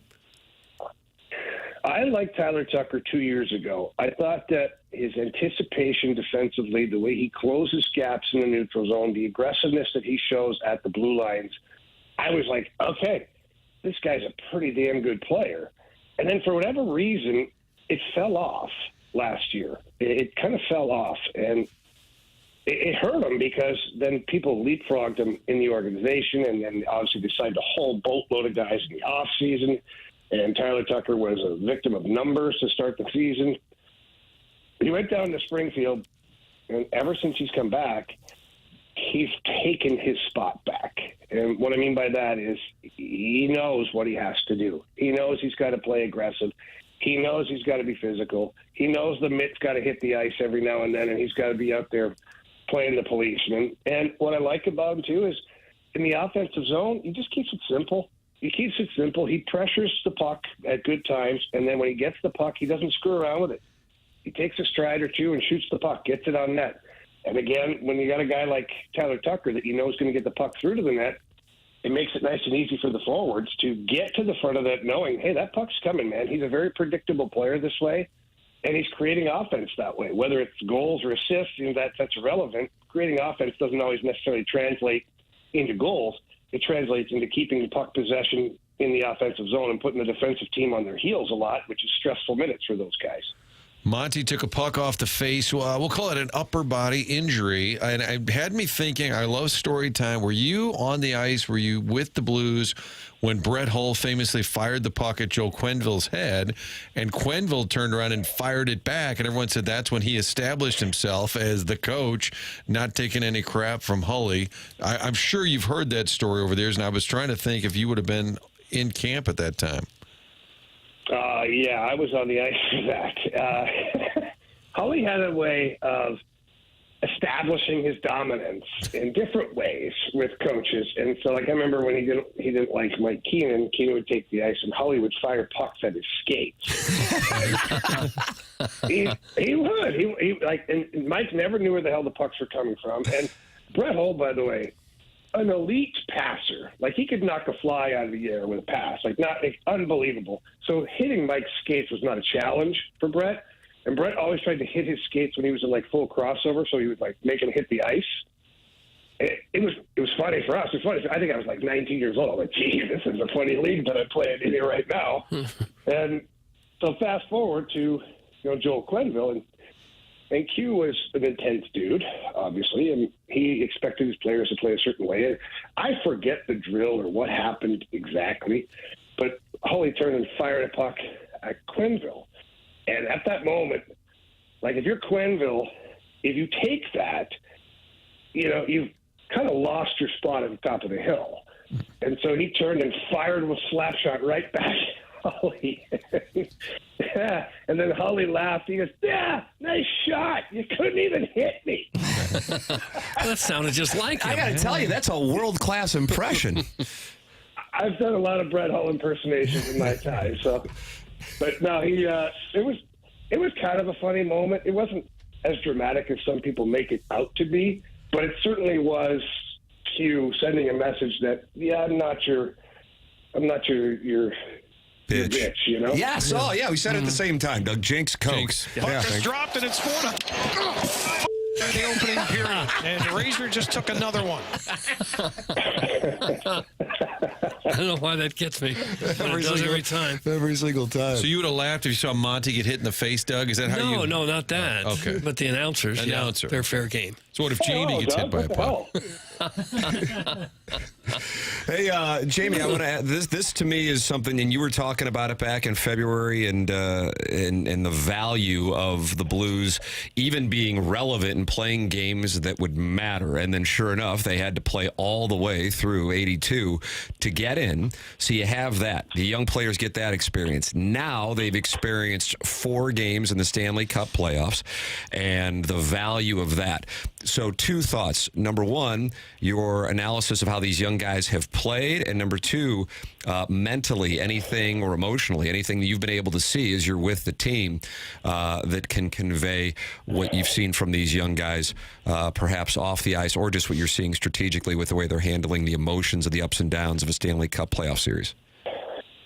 Okay, we'll go in reverse here because my memory's not always that great of remembering how long, because that was a really long question. I forget the first part of it. How are the young guys doing is a simplified measure. Did JK say yesterday it's a lot to digest? Yeah, we can ask 2 questions. They don't have to be jammed into one. It's fine. Okay? Got my ear, okay? The first question, how are the young guys doing? They're great. The future's now. I can't believe how well set up the Blues are for the future. I mean, if you look through this lineup, and I still consider Thomas and Kyrou young players because they're not 27, 28, 29. They're not even the prime of their careers yet, per se. Yet they're 2 of your top scoring guys. So you look at Thomas, Kyrou, Holloway, Broberg, Bolduc, Neighbors, Snuggerud, Dvorsky. Like, when do you want me to stop, guys? That's your core. Joe Holfer, throw him in there too, because he's going to be a big part of this team for a long time as well. Tyler Tucker, you'd add him. You're at 10 or 11 players in this organization that are ready to carry the torch. You don't need them to, because you still have some great veteran players in your lineup currently. But, man, I have been so impressed with, one, the Blues' ability to find, scout, and acquire these players, however they've done it, whether it's drafting, signings, offer sheets. It really doesn't matter. They've got them. And I'm really excited to watch Blues hockey for the next 10 years. It's going to be a lot of fun watching these guys play. That's the thing. Now, what have I seen? Go ahead. I'm sorry. I'm sorry, Tim. I was trying to tackle your question, Tim. If you're going to interrupt me halfway through, just ask me one question. It's a monologue from my questions. But what I was about to say is that shows the pivotal direction of tonight's game, because in Winnipeg, they feel like, holy crap, if we lose tonight, this is a moment where the franchise could turn. And meanwhile, the Blues are in a spot where they're freed up because, hey, don't get me wrong, there's some guys who are trending toward the end, but this is a foundational moment for the Blues. Yeah, it is. I mean, look, regardless of what's going on in Winnipeg here, they're still going to have a pretty good team moving forward. They're make some tweaks and some things. They've got a good core group of players, but if we just focus on our home team, the Blues, it's really impressive. And let's remember, guys, the Blues haven't had to tank. They haven't had to tank at all. Now, the one season that they trade away all their veterans, I wouldn't call that tanking. I'd say we're just cleaning up shop here a little bit as we move forward into our retool, rebuild, whatever the heck they wanted to call it at the time. But Army's done this with late first-round picks, mid-first-round picks, second-round picks, then acquiring 2 top 10 picks from the Oilers. By the way, thank you, Edmonton Oilers, buffoons. And just keep building like that. So it's pretty impressive. It's fun to watch. And then just getting back to the second part of your paragraph question, Tim, the players, what I'm seeing from the young players is incredible. Like Jake Neighbors coming into the series, he didn't know what to expect of NHL playoff hockey. He's played meaningful games in junior and things like that, but there's no simulation to it. And I remember him saying that, his body was just beat up after the first couple of games and whatnot. But now look at him. He's the biggest bruiser out there. I think he's leading the series in hits right now for both teams. And he was the guy that was in so much pain, and but he's loving it. Zach Bolduc is loving it. He's really come into his own. Who the hell knew that Zach Bolduc was going to turn into a skilled version of Tyson Nash out there? It's crazy to imagine that him buzzing around, putting guys into the bench, but he's also got the ability to score at any moment while he's out there. Jimmy Snuggerud, I had no idea this guy was going to be able to handle the rough going. I mean, he's a young man. I think he's 175 pounds. Not a big guy, but he's out there taking the punishment, doing the things he's supposed to do. So I've been really impressed with the young guys, and I think they're getting so much bang for their buck by just playing these playoff games. That's the best. Fans love hearing that because it gives you hope that this is just the beginning. And hell, look what's going on with what they're doing in the present. Jamie Rivers will be on the call tonight. Blues, Jets tonight, Game 5. Looking forward to this one. And then it sets up the Jim Dandy, Doug Sundress showdown in St. Louis.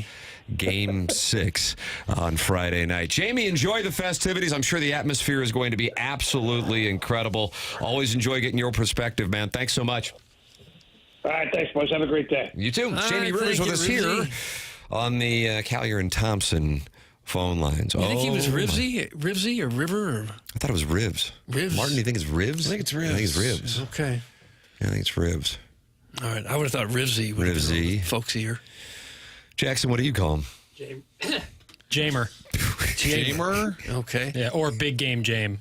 Big Game Jame. I forgot to tell him to look for the guy in the retro red. Dratch. Yeah, Timmy Paps will tell him. Martin, you would never forget to tell us about Seth Goldcamp and Design Air Heating and Cooling, though. Love the fact they've been around St. Louis since 1904. Pretty simple. Get online, designairservice.com. That's where you can set up the appointment, get that air conditioning tuned up. It'll save you money later. Tune it up now.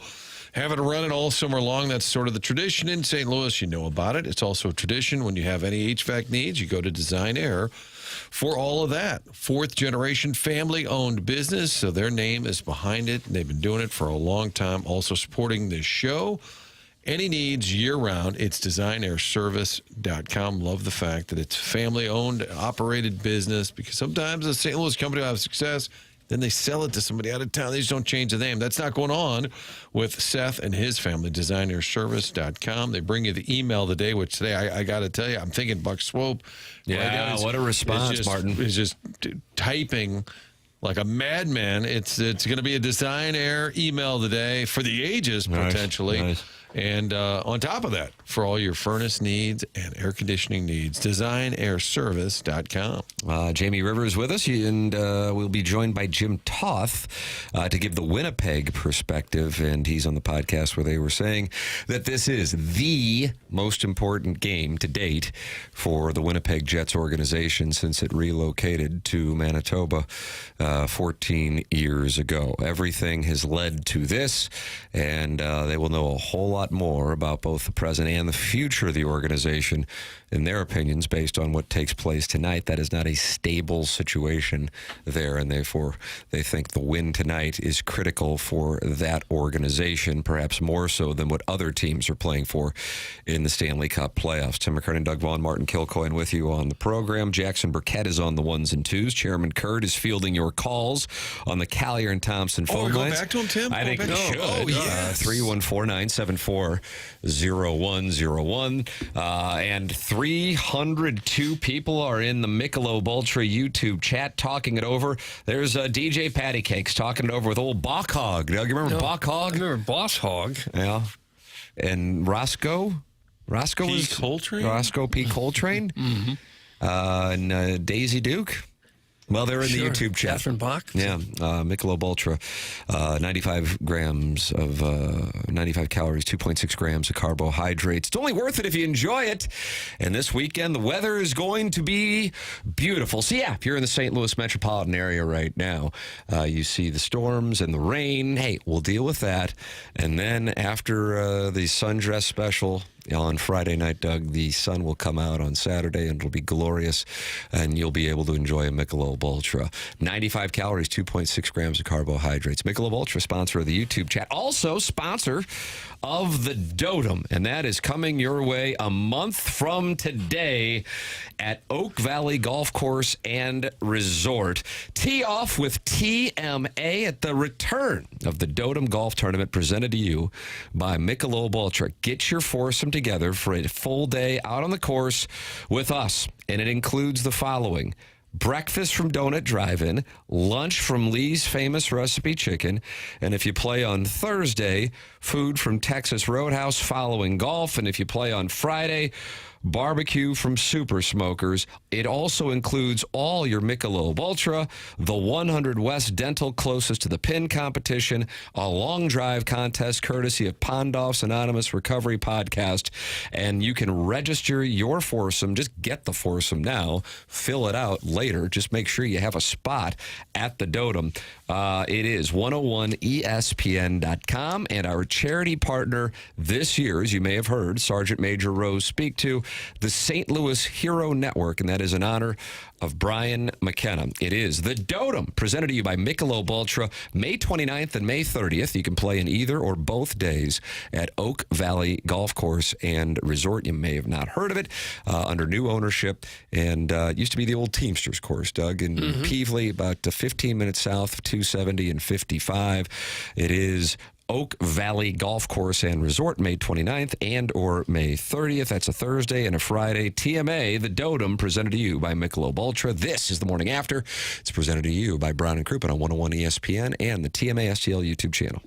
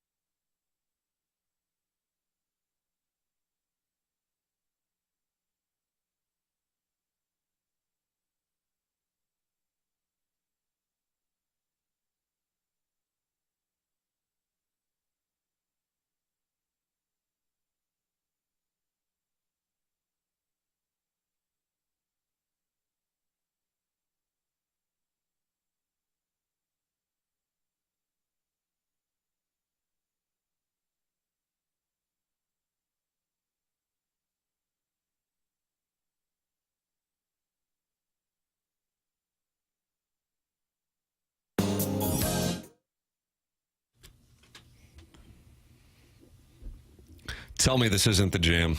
I don't know if this is the jam. I was expecting a blues song. Instead, you heard Johnny Gill.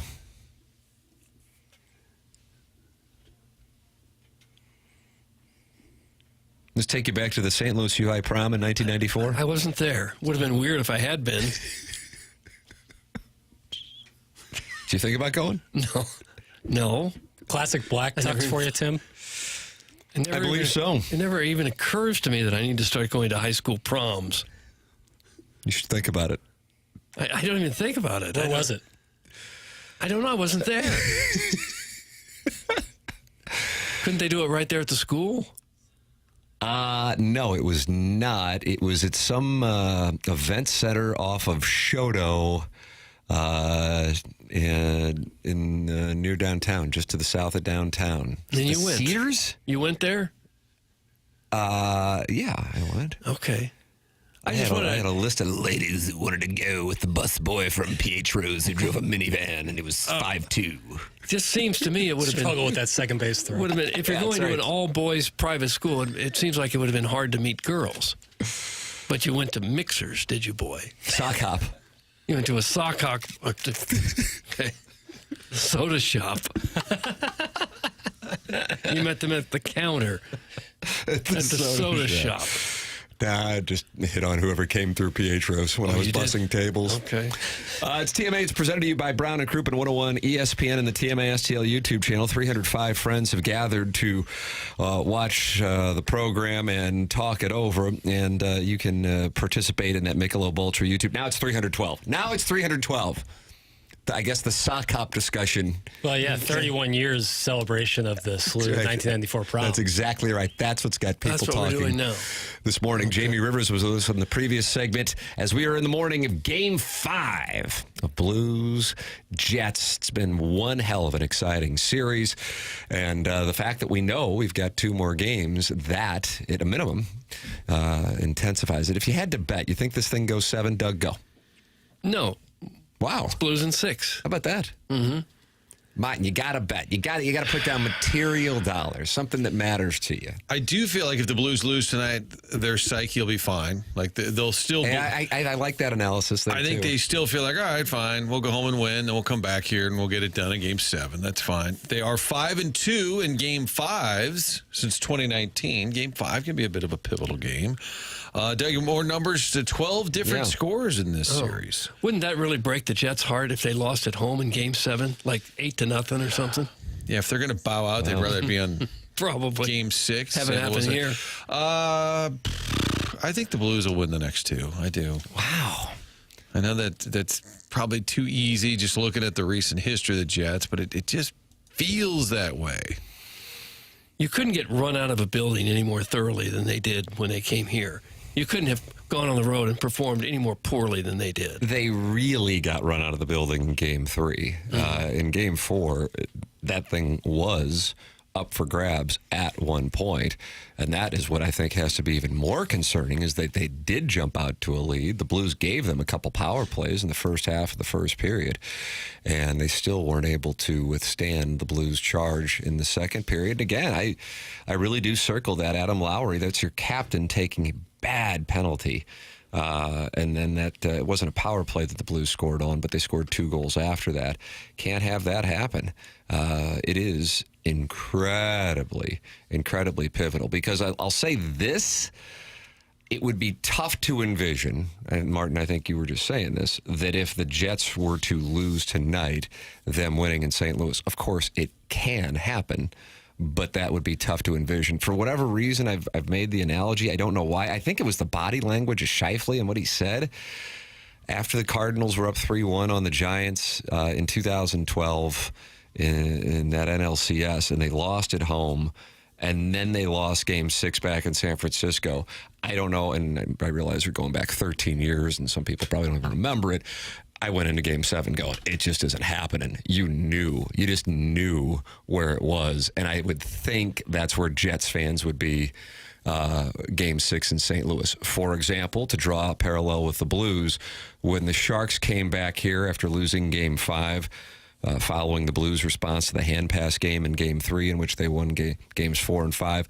I'm like, plus the Sharks roster was so depleted because they got the hell beaten out of them. I'm like, the Blues are winning tonight. You just sometimes know if your team is going to win or lose when it gets later in series, in part because of physical injury and then in part because of mental status. And I do think that is something that the Jets have to deal with more so than the Blues. And hey, if your team's the Blues, then that's the place you want to be, because that mental weight can weigh you down.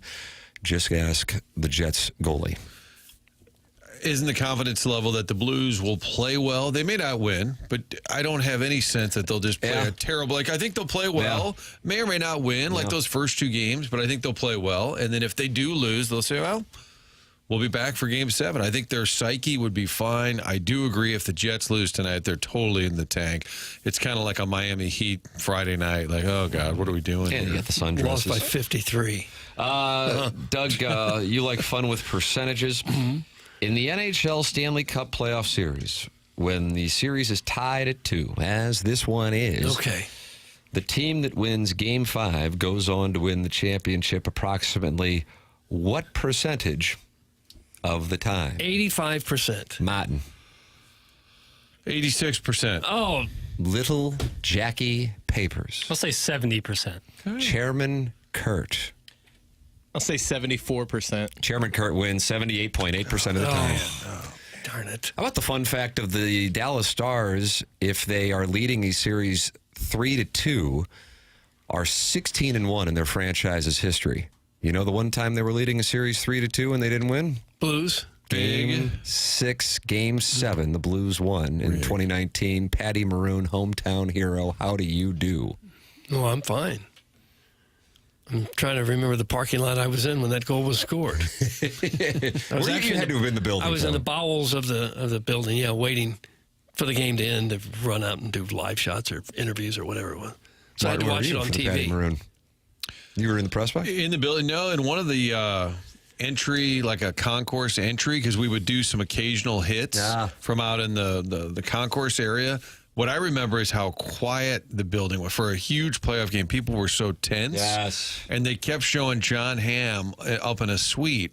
And he would just kind of like put a thumbs up, like, it's all fine, it's all good. We were kind of like a cult, like, somebody just tell us it's okay. And then the coolest guy in the building, John Hamm, would just kind of and everybody would be like cheering. All right, we're good. John Hamm's still here. He didn't leave. It was just eerily quiet at times. That thing, I just remember after the first overtime saying to my wife, we were watching at home, and I said, or she said, I think, I don't know if I can handle watching more of this. It was so intense.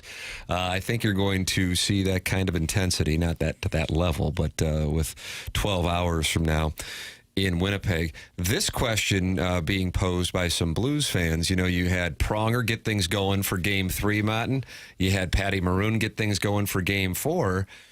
Who gets things going for the Sundress Showdown on Friday, and would the Blues go to friend of the show, Jon Gruden? I don't think he has enough of I mean, it's kind of fun. It's kind of random. But is that disrespectful to, like, former Blues players? That's what I wonder. Do you go former Blues? Do you go John Hamm?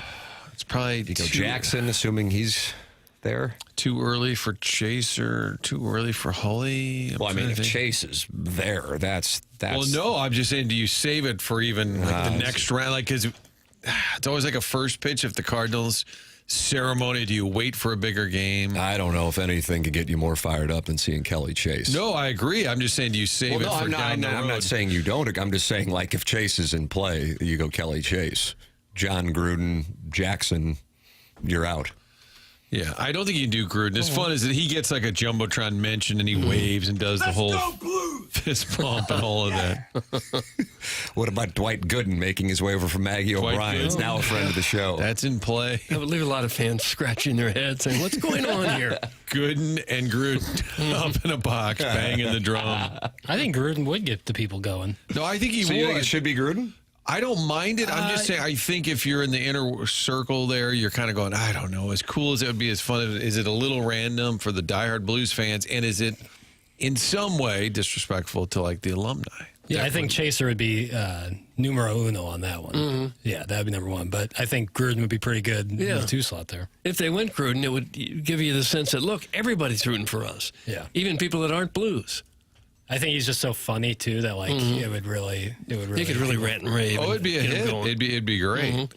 I'm just not sure they would do it. Guys, have Kevin Hayes fire up the crowd. That's from Father Brown. Nobody will forget where they were 1 year when he acknowledged the crowd unwillingly in the game when he returned with the Pittsburgh Penguins and initially waved the camera off of him and then reluctantly waved for 0.4 of a second, I believe. Is what The St. Louis Blues would like to welcome back former player, even though it flamed out here and he didn't last long, Kevin Hayes. He's like, hey, what's up? Oh, hi. Okay, thank you. Best fans in hockey. You got it. Yep. You can give your suggestions, as many are doing. 314-399-9646. The 816, and I believe that's Kansas City, has ranked them as follows. Kelly Chase, number 1. David Freese, number 2. Jon Gruden, 3. Has Freese said anything about going? I don't know. He just, his birthday was just the other day. 42, 43 bills for D. Freese? Yeah, that sounds right. I haven't seen anything that he's for sure going to be in the building for the Chris Sundress Long doesn't special. fly, so he's off the table. Somebody's suggesting Daddy Padre for his many years you'd love to see of that. great service. Never got in the game and never will. No, I don't think he's I your think it's guy. a former player. I am available. Well, no, I won't. I'll be in the Ozarks. Never mind. You couldn't even make What a yourself available commitment. to do What a like commitment. a 30-second hype video? I would do it if they took a video. Yeah, I could do a video. I could send that in. I'm available on video, but I Yes. can't be there in person because I'm I'll at look the live. Zarks. I'll do a look live. All right, so it's going to be Jackson doing a look live from the Ozarks. All right, that puts that discussion to Would you bed. be? Wouldn't you be fired up? There I was. I'd be fired up. I'd be delighted. And then it doesn't roll, and Doug's like, all right, hit the lever, Caruso. You can get involved in the program, 314-974-0101. That's how you can call in to the show.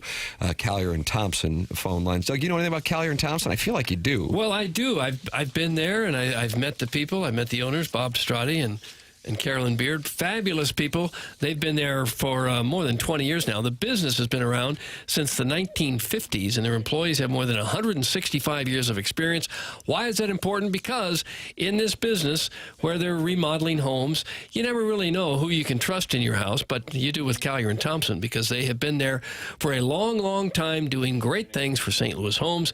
Whether you need your kitchen remodeled or a new master bathroom or want to redo your whole basement, anything in the house, Collier and Thompson can do that. One thing they've done a lot of lately is to knock out some walls in the first floor, open things up. People always want that open living lifestyle. Collier and Thompson, experts at that as well. They're not going to be the cheapest in town. They're not going to be the most expensive either. They're right there in the sweet spot because they do it right. You ought to go to their website at collierandthompson.com and look at some of the before and after pictures. You will be amazed at the work that they do. Or head on out to their showroom there on Manchester and Baldwin. Have more than 10,000 square feet, more than 20 kitchen displays. You can get some great ideas on how to do it. And I'm telling you, Collier and Thompson, the absolute best in town if you want to make your house look like a showplace. Collier and Thompson on Manchester and Baldwin, right there next to Uncle Bill's Pancake House. Come home to quality online at collierandthompson.com. All right, we're going to have Jim Toth from Winnipeg, who hosts the podcast where they're saying this is the moment for the Winnipeg Jets, win or all hell could break loose. He's at 9:30, and I've got what I feel like, Chairman Kurt, is breaking news in my phone from you, a text from Chairman Kurt. Sharon in Frontenac? Is that different than Clayton? Oh, I would think so. I think it's a different Sharon. I could be wrong, but this Sharon is in Frontenac. Wow. Okay. Doug, I mean... Still Central Corridor. Yeah, if it's Central Corridor, we'll take your calls. We will have Sharon, and she might be Sharon in Clayton. Maybe she's in Frontenac now. She's acquired yet another property. That is on the other side of the break. Mark Han, Evergreen Wealth Strategies, 9 o'clock hour, TMA 101, ESPN, and the TMA STL YouTube channel.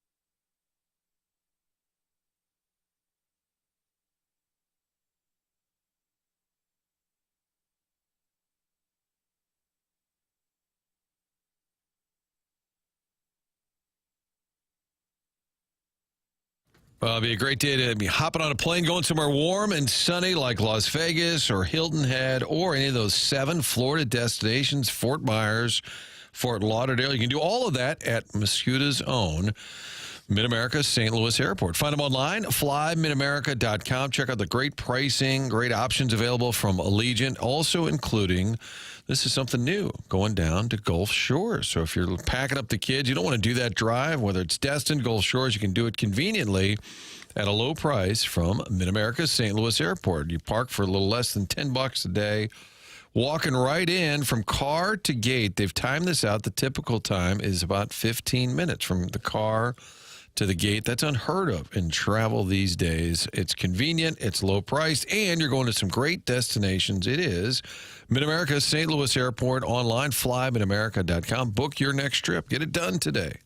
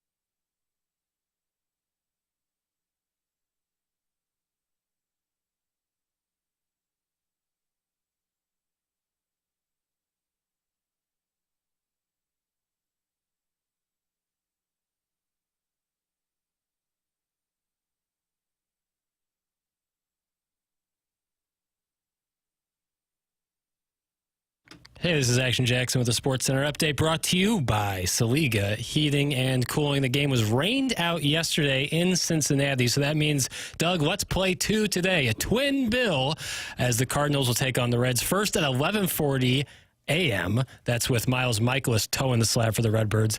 And then they'll play again around 5:40 p.m. with Steven Matz on the mound for the Cardinals. That was another Sports Center update brought to you by Saliga Heating and Cooling, a Daikin heating and air conditioning dealer.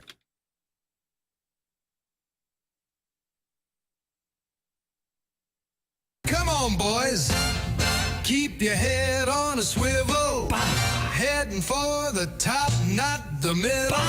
People might think I'm crazy, but if we just get hot, we can win this baby. We can win this baby. Skateboard. Oh yeah, the Blues are marching in. Get to them playoffs, boys, just win. We don't care about the first round pick. If you keep these boys together, they're gonna be sick. Colton, Cairo, and the old vet Fowler, neighbors Booch. Come on now, holler. We've been hit hard, but those wounds have calloused. Come mid-June, we could be hoisting that chalice. Oh, we gonna be on there Doug, they'll be playing it at the Sundress Special. Listen to that muted trumpet. Is this Tommy Dorsey or Glenn Miller's band? It's Miller, I think, Martin. It's TMA 101 ESPN. Mark Hanna, sponsor of the 9 o'clock hour here on TMA. It's Mark Hanna, Evergreen Wealth Strategies, 314-889-0503. How many times can you pick up the phone, talk to somebody, and then feel better about your life just because of that conversation? Somehow Mark Hanna of Evergreen Wealth Strategies has that ability. He's a life Sherpa is what he is. Everybody needs a financial advisor, and I am telling you that Mark Hanna is someone you will enjoy talking to. You'll feel better about your situation just by having a conversation for 2 reasons. Number one, you've taken the first step to have a plan. And number 2, now you're talking with somebody who you know cares about getting you to your goals, both short-term and long-term. That's Mark Hanna with Evergreen Wealth Strategies, 314-889-0503. Or go online at evergreenstl.com, sponsor of the 9 o'clock hour. Sharon and Clayton actively texting in saying that this is identity theft. She is not happy. This is not her on the Collier and Thompson phone lines. Now, in fairness, the caller says they're Sharon and Frontenac. Right. But we just kind of, Clayton, Frontenac, Ledoux Huntley, probably has a Sharon. Ledoux. We just all assume they're one place that we can't get into. But this is Sharon and Frontenac on the Collier and Thompson phone lines. Sharon, good morning. You're on with Doug Vaughn. Good morning, Doug. How are y'all? Oh, I'm fine. How are you, Sherry Share? I'm doing great. Share alike. That's right. I've heard it all. Okay. No, I am from Frontenac. I don't know the Clayton lady you're talking about, but I just happened to be in my husband's car, and we listen to your show regularly, and we love it. And we have 3 kids that played hockey, but I have a perfect pick for y'all. What's that? Wayne Gretzky or Al McGinnis, or even you've got Scott Mellenby, you know, the snake, or the rat. Right. Well, 3 pretty good suggestions. Sounds good. I wonder, do any of those folks live near you in Frontenac? Do you know any of these gentlemen? Actually, I do not know Wayne Gretzky, but my son played for Al McGinnis, and he is now he's now a goalie at Notre Dame. Okay. And then he also played for Scott Mellenby. Really? So yes, I do know those people. Okay, that was my read, Tim. That you might know, and excellent people, excellent hockey people. Right. My thought on Al is they call him Chopper, Doug. Is that he might say, "Oh, that's not really my thing." I think they'd have to really push and nudge Chopper to do it. Whereas Prong's like, I'm coming with my film crew. And Gretzky couldn't do it. He's kind of an Oilers Kings guy. I don't think he would cheerlead for the Blues. I don't think. Well, I can text Al if you want me to, because before every game I have to text him because I'm superstitious and text him and say, go Blues. So he gives me a fist bump. Yeah, let Chopper know that TMA is concerned he may not want to wave the towel. And get us a read and let us know. And we'll talk it over Sounds at great, Breeze. y'all. Thanks for all your help. Well, Thank thanks, you. Sharon. There's She's well connected. Sharon from Frontenac, and we're going to meet at Brio, you said, Martin, to discuss it? Yeah, she said thanks for all your help. Yeah. Well, I mean, this is a show that helps people. Help your neighbor. Call in 969-HELP. That's correct. Or 314-974-0101. Either way, you land at the same place with Chairman Kurt talking it over with you on the Collier and Thompson phone lines. Hey, Sharon, please take that 30A sticker off the back of your car and tape it over your mouth. That's from Steven Time. And we have a lovely call, and that's the kind of response it gets. Take that 30A sticker off the back of your car. Why? Why are people so mean and rude? Okay, gaslight girl boss gatekeep. It's getting meaner. She was a nice gal. Martin's looking at it and just says it's getting meaner. It is. Sharon from Clayton, different than Sharon from Frontenac, Doug, but we're heavily represented in the Sharon demographic in the St. Louis area. Somebody else said, hi, this is Sharon in Oakville. Now every girl or woman who listens is named I think this is, hey boys, this is Sharon from Oakville. I just wanted to say hi. I think there's a whole Sharon outbreak. You can text in, as many are doing unsolicited, 314-399-9646. That's how you can text into the program. Then you got that YouTube chat. It's brought to you by Michelob Ultra, 312 friends. Doug, the Wilmore Park bathroom attendant, is saying that she called in to humble brag. What was the humble brag? I don't know. That she knows these people, maybe? That's what Chairman Kurt says. Yeah, it was in Frontenac. That's what it was. But, I mean, if she lives in Frontenac... How's that a brag? You're just telling people where you live. Living in Frontenac, I mean, that's not a brag. But it's where she lives. So when she's asked where she lives, what should she say? No, but she chose to go by Sharon in Frontenac. She could have gone by any other nom de plume. But there is another Sharon, and if I would have just heard Sharon, I would have gone, oh, that's Sharon, the star of Real Housewives of TMA. Sure, yeah. You could have gone like Screwy Sharon, you know? Screwy Sharon. Oh. I think we should have got this Sharon involved in the Real Housewives and kind of had a Dueling Sharons? Oh, man. The ratings. Maybe everyone needs to be named Sharon if they're going to be in Dueling Sharons. Throws her Chardonnay at the other one. That's the spinoff. That's season 2 Sharons. Dueling Sharons. All right, Sharon in Melville, call in. Sharon in Arnold, call in. I think this is what we do, Tim. We need some workshop a SoCo little representation. Sharon's back. I don't know if we have time, but Which one? This would be Miss Frontenac. Okay, Sharon Frontenac is back. Sharon, welcome back to the show. You're on with Jackson Burkett. Yes. The reason, can I give a reason? Am I allowed to give that? Of course you are. Absolutely. Is because when I called in, the wonderful man that picks up the phone said, "Are you from Clayton?" And I said, "No, I'm not from Clayton. I am from Frontenac." Wow, Chairman Kurt, I think that's a fair explanation, don't you? Yeah, I'm a big fan of this, Sharon. I do. You've got to explain yourself, but I love it. You guys keep going. You're making me laugh, and I think it's great. God bless America. Thank you, Sharon in Frontenac. That's Sharon in Frontenac, and she's a delight, is what she is. Thanks for calling Sherry Cher. If you knew Sharon, would you call her Sherry Cher? I guess. I guess that'd be the nickname. That's the show, huh? No, she could be. There's a lovely, there's a mobile home area over there, right on that on-ramp at Spady. There was. I think it's been, quote-unquote, removed. Okay. I think it's gone. Okay, I was trying to give her an out. You know, this is not an elitist show. This is for everyone. That's why Sharon in Lime, call in. Sharon and Lime near Hancock. Call into the program.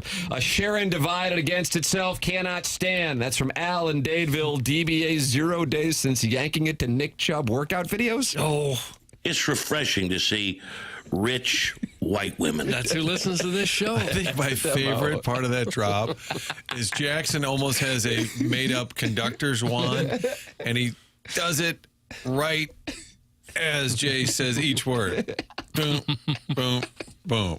Rich. How do you feel about your feet?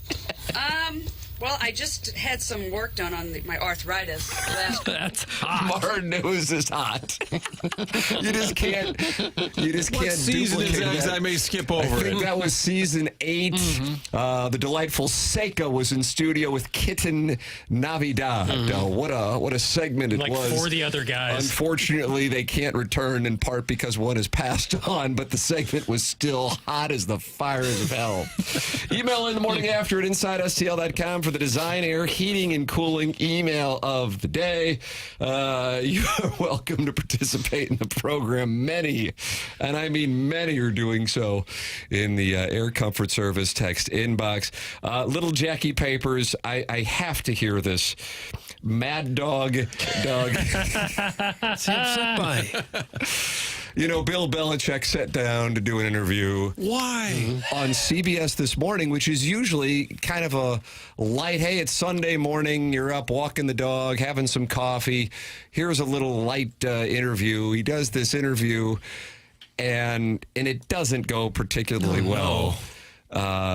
He's promoting a book. He's asked initially about, there's zero reference to Robert Kraft in the book, not even in acknowledgments or anything like that. And so there's a relatively tense exchange. And then the interviewer from CBS this morning asks about how he met his 24-year-old girlfriend, and then she is off to the side and starts jumping in and telling the interviewer that they will not be talking about that. Another question about the relationship is asked, and then she walks over to stop the Bill Belichick, 74-year-old Bill Belichick, from engaging in the interview. And now Mad Dog, Doug, as you might imagine, has a thought or two. Okay. Listen, I'll be careful here because I don't want to come across, but I've said this 1,000 times. I'm going to say it again. If Kira Russo came, and she's the same age, if she came home, Dad, can we go out to dinner with my new boyfriend? Yeah, all right, Kira, where do you want to go? Well, we got to have the early bird special. What do you got to watch? The early bird special. No, we got to have the early bird. We got to go out to dinner at 5 o'clock? Really? If it means that much to you, Kira, we'll go out to dinner, we'll have a Manhattan, and we'll go out to dinner at 5 o'clock if it means that much to you. And then she comes home, she gets out of the door, and the boyfriend is 10 years older than me. I'd say, honey, what are you doing here? Do you think there is any shape, way, or form that Bill would allow a coach or a player or his mentor Parcells, a coach or a player, to wear high heels running to a football practice? And it looks like she's got Bill twirled around his finger. Let's call it like we see it. This is a talk show. That's what it looks like to me. You know, dog show. With regard to the age gap, I'm just kind of like, whatever. It's too, I mean, she's 24, she's an adult, he's 73, whatever. God bless, to each their own, I get it.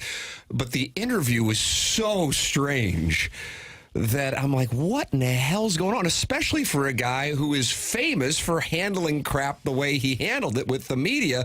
And in this case, now he's on the receiving end of his 24-year-old girlfriend stepping in and handling the media. I don't even want to say on his behalf. She just cut the interview off. It's like Bizarro World. It's like a mad, like Bill Belichick is that's who this is all. This is odd. I like how in the middle of that clip, Mad Dog starts speaking another language. He came home, Dad, can we go out to dinner with my new boyfriend? Yeah, all right, Kira, where do you want to go? Well, we got to have the early bird special. Well, what do you got to watch? The early bird special. No, we got to have the early bird. We got to go out to dinner at 5 o'clock? Really? If it means that much to you, Kira, we'll go out to dinner, we'll have a Manhattan, and we'll go out to dinner at 5 o'clock if it means that much to you. And then she comes home, she gets out of the door, and the boyfriend is 10 years older than me. Oh, my God. So he's speaking in cursive there for a little while. And then the interview, he's wearing an old Navy, not an Old Navy, but a really old Navy sweatshirt. It's got holes in it. I'm like, he's probably worth $80 million. What is he doing? I see Dick Van Dyke is 99. His wife is 53. That's a 46-year age difference. Good for Dick Van Dyke. 99, still killing it. Yeah, still looks good. strong.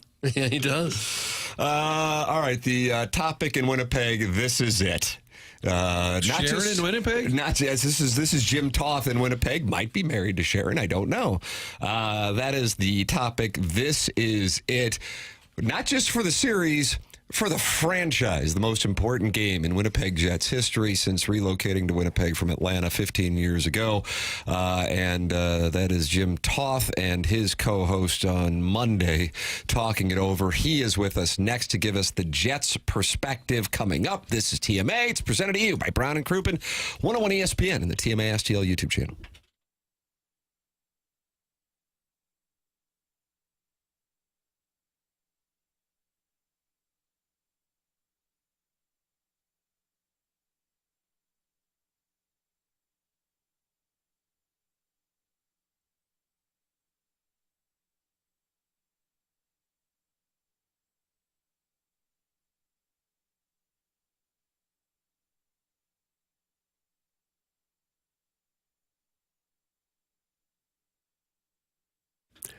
If you want that perfect lawn this year, you know who you should call. That would be Green Envy. I have been using the people at Green Envy for a couple of years now, and boy, doesn't my lawn look nice. Some of the neighbors come around, and they just kind of stare at it. They fold their arms and say, where'd you get that lawn? I said, oh, Green Envy. This is a company that's been in business for over a decade now. One of the keys is they only use products that are formulated for our local soil, weather conditions, and turf types. They do not use the generic, cheap, ineffective products that you might try to do it yourself that you got from the big box store. Sometimes those don't work. Green Envy employs a special crabgrass preventer that's a trade secret, and they will put that on your lawn, and then crabgrass and the dandelions and all that won't be such a problem. Their programs have no hidden fees and no contract. They're open Monday to Friday, 9 to 5, to take your calls and answer any questions you might have about your lawn. Their number is 636-655-3609. They really are great. Green Envy, and their website is greenenvylawns.com.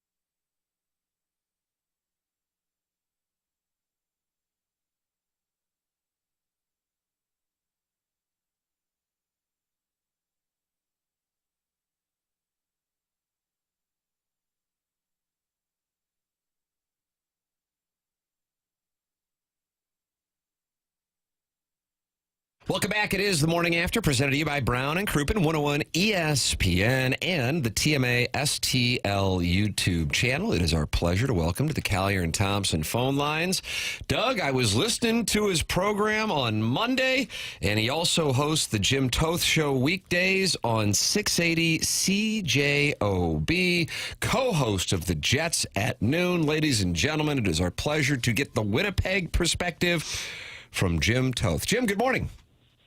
Gentlemen, good morning to you. Thanks for having me on. I love the show. Thank you so much. Yeah, Jackson was telling us you were listening to the program, and we're a little concerned because we just had the Sharon segment. We just had a bunch of housewives. No. I'm not that much of a homer. I've been covering the team since they came here in 2011, but it is what it is. So I think it's gonna. I mean. I'm not going to get ahead of your questions and all that, but I was just in our production meeting today. I said you can throw in all the Hollywood cliches around this core group and everything else, and run M&Ms, lose yourself. This is more than just a game 5 in my mind. So you do share that, because I was listening to your guys' podcast on Monday, and I'm like, man, I guess when you take a step back, the perspective here in St. Louis is different than that of Winnipeg. Number one, the Blues being an 8th seed, but number two, there isn't really a feeling like, man, the Blues might be in trouble as far as the relationship with the city of St. Louis and the stability of the franchise if they were to lose this series. And I'm not saying the Jets are on their way out of there, but I know there have been attendance issues, and Gary Bettman visited there. So if the Jets were to lose this series, maybe there are more macro impacts than just a lost opportunity. Is that the reason for the importance of this game, Jim? Yeah, well, and I kind of brought it up on the post-game show on Sunday too. That look, like this is a really good hockey team. We all know that, and for years now. But in this fan base, they need to see something in the playoffs. It was 2018. They went to the Western Conference Final against Vegas, and half of these guys were coming into their prime. And I remember the Connor Hellebuyck quote after the Vegas series in the Western Conference Final. And he was being honest. He was dumbfounded on how they lost, because it was Marc-Andre Fleury who stole that series. But some of his quotes included, I don't get this. I don't understand how this happened. We worked really hard and we did all the right things. And that quote sticks with me, right? Because it's kind of haunted this core of now that they're into their prime and what they need to get done, but they cannot get out of the first round. And the team literally the past 2 to 3 seasons has done a 180 from the regular season. I don't know what it is. It's got to be a mental thing, but they lose their structure. They lose their things that made them successful. And then they're fragile, to be honest with you. Like when they give up a lead, an example is Game 4 in St. Louis on Sunday. They had a great first period. I thought the late goal might hamper them, but I'm like, well, no, that's not a bad goal to give up. It's not a coverage breakdown. It's a deflection off a defenseman's skate to the point, and then that is deflected in past Hellebuyck. So they come out in the third, and I'm like, well, that's Jets hockey, right? This is a team that realistically could have been up 3-1 and just kept pouring it on in the first 10 minutes of the second, and then they get scored on. And if it's 2-2 because they got one, I don't sort of raise an eyebrow. But when they get scored on and then 2 more in the span of 8 minutes and 8 seconds, that's kind of what fans have come to be familiar with come playoff time. So it took them winning a President's Trophy to get the barn sold out again, and I can't imagine if they don't get out of this first round what it would take to get them to buy tickets next year. And look, you mentioned Bettman. There's a lot of things going on here, gentlemen, with the economy and the dollar in Canada and everything that they're going through here in our country, but mostly in our province, in the smallest market in the NHL that prevents people from buying tickets. So I'm never going to tell people to choose groceries over tickets.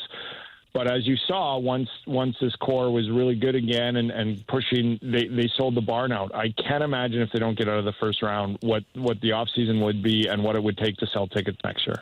How loud has this narrative been just the last couple of years? We're talking about it right now and paying attention to it in St. Louis, but the last couple of summers, has it been, here we go again, what are they going to do? Because they seem like they've stuck largely with the same core. Has this been the conversation now for years, or is it a boiling point right now? It has been. When they lost to Colorado, I called it the long, cold summer because a lot of these guys have to go home again. But it's different, right? You get to the Western Conference Final in 2018. Things happen the next year or two. we heard all this season about, calluses and scars and things that you've learned. And this was a fourth-place team last year in the National Hockey League and second in the West. This was something those years that you got to lose before you can win. Jared Bednar said this year, I hated that term as coach of the Avalanche. You got to lose before you could win when they lost to Vegas 2 years in a row in the second round. And then they won, and he goes, I totally get it. But I detested that saying before they actually, won the Stanley Cup. That's where the Jets are right now. And so the narrative last year, like what we're talking about now, was the narrative all offseason. And so when they started the season with a record-breaking start in wins, and they continued it on and never really faltered and won the President's Trophy, fans here thought, well, this is finally the year. Like we paid our penance. We've gone through the ups and downs, and now we're set to go. And people were talking St. Louis. You didn't want to play them because they were so hot, and people were saying, well, not Minnesota, but, they got Caprice on it. To me, it's always been about the Jets. No disrespect to the Blues and the great job Jim Montgomery has done there and the quality they've played through the first 4 games. But this is all about the Jets to me. And I know I'm on St. Louis radio, but on paper, this Jets team is deeper and better. And they're just not playing that way because it's playoff time. And so tonight's game, I put a lot of emphasis on, it's because it's the smallest market and it's the number 1 team on no trades. I think you have to make changes this offseason if you don't get out of the first round. But you can't make changes in this market because even if you could get equal value in trade, are those players waving to come? And I doubt they are. So it's kind of like that's the emphasis here in my mind on tonight's game and the series. I don't know how you run it back again, but yet you have to run it back again if it doesn't work out in the first round. Got to be an awful lot of pressure tonight on Connor Hellebuyck. Are fans up there blaming him for the last 2 games? And if so, is that fair? It is fair, but I will say this. They've been blaming him for a while. It's his numbers the past 3 playoffs you can't run from, and he needs to be better. But that being said, we had Kevin Woodley on, the great goaltender analyst, yesterday on Jets at Noon from In Goal Magazine, and he broke it down, perfectly. He said these are things that are going wrong, like in Game 4. Tanev slides to block that shot, and he makes 2 mistakes. He not only doesn't block the shot, but he forces the Blues D-man to pick the other lane, and the other lane was the right lane to get the puck through. So if he blocks that shot, but if he doesn't block that shot but doesn't take his momentum to that spot, the defenseman chooses the other lane, which the goalie analyst was convinced it wouldn't get through to the net. Those are the things that it's part and parcel. Scott Arniel's pretty upfront and straightforward, and I thought he nailed it in the postgame Sunday when he said he knows he can be better, but he needs to help us and we need to help him. And that's how I see this right now. But fans want him to steal a game. Fans want him to save everything. Fans want him to be the Vezina caliber and winning goalie that he is. And so that's why years ago, guys, I was like that. You got to steal a game. I grew up in Southern Alberta watching Kiprusoff in Calgary go to 0-4, and I'm like, oh, wow, like the goalies can just steal a series, steal a game. I'm kind of growing and matured in my hockey sense now to understand that, can Connor Hellebuyck be better? Yes. Does he need to be? 100% he has to be, because your best players have to be your best players, and he's one of their best. But what's happened in front of him the last 2 games needs to be addressed as well, because when you give him a chance, he will make saves that he's not expecting. Normal goalies shouldn't save, but you got to give him that chance. And that being said, he's got to come up with 1 or 2, right? Like Jordan Binnington has. Jordan Binnington stopped a breakaway. Jordan Binnington, had a puck go through him and fell on it in the back. He needs a bounce or 2, but he also needs to be better, just like the best players on this team need to be better. And to go one step further, Connor Hellebuyck, they need some secondary scoring, right? No matter what Connor Hellebuyck does, you can't score 1 or 2 goals against this Blues team.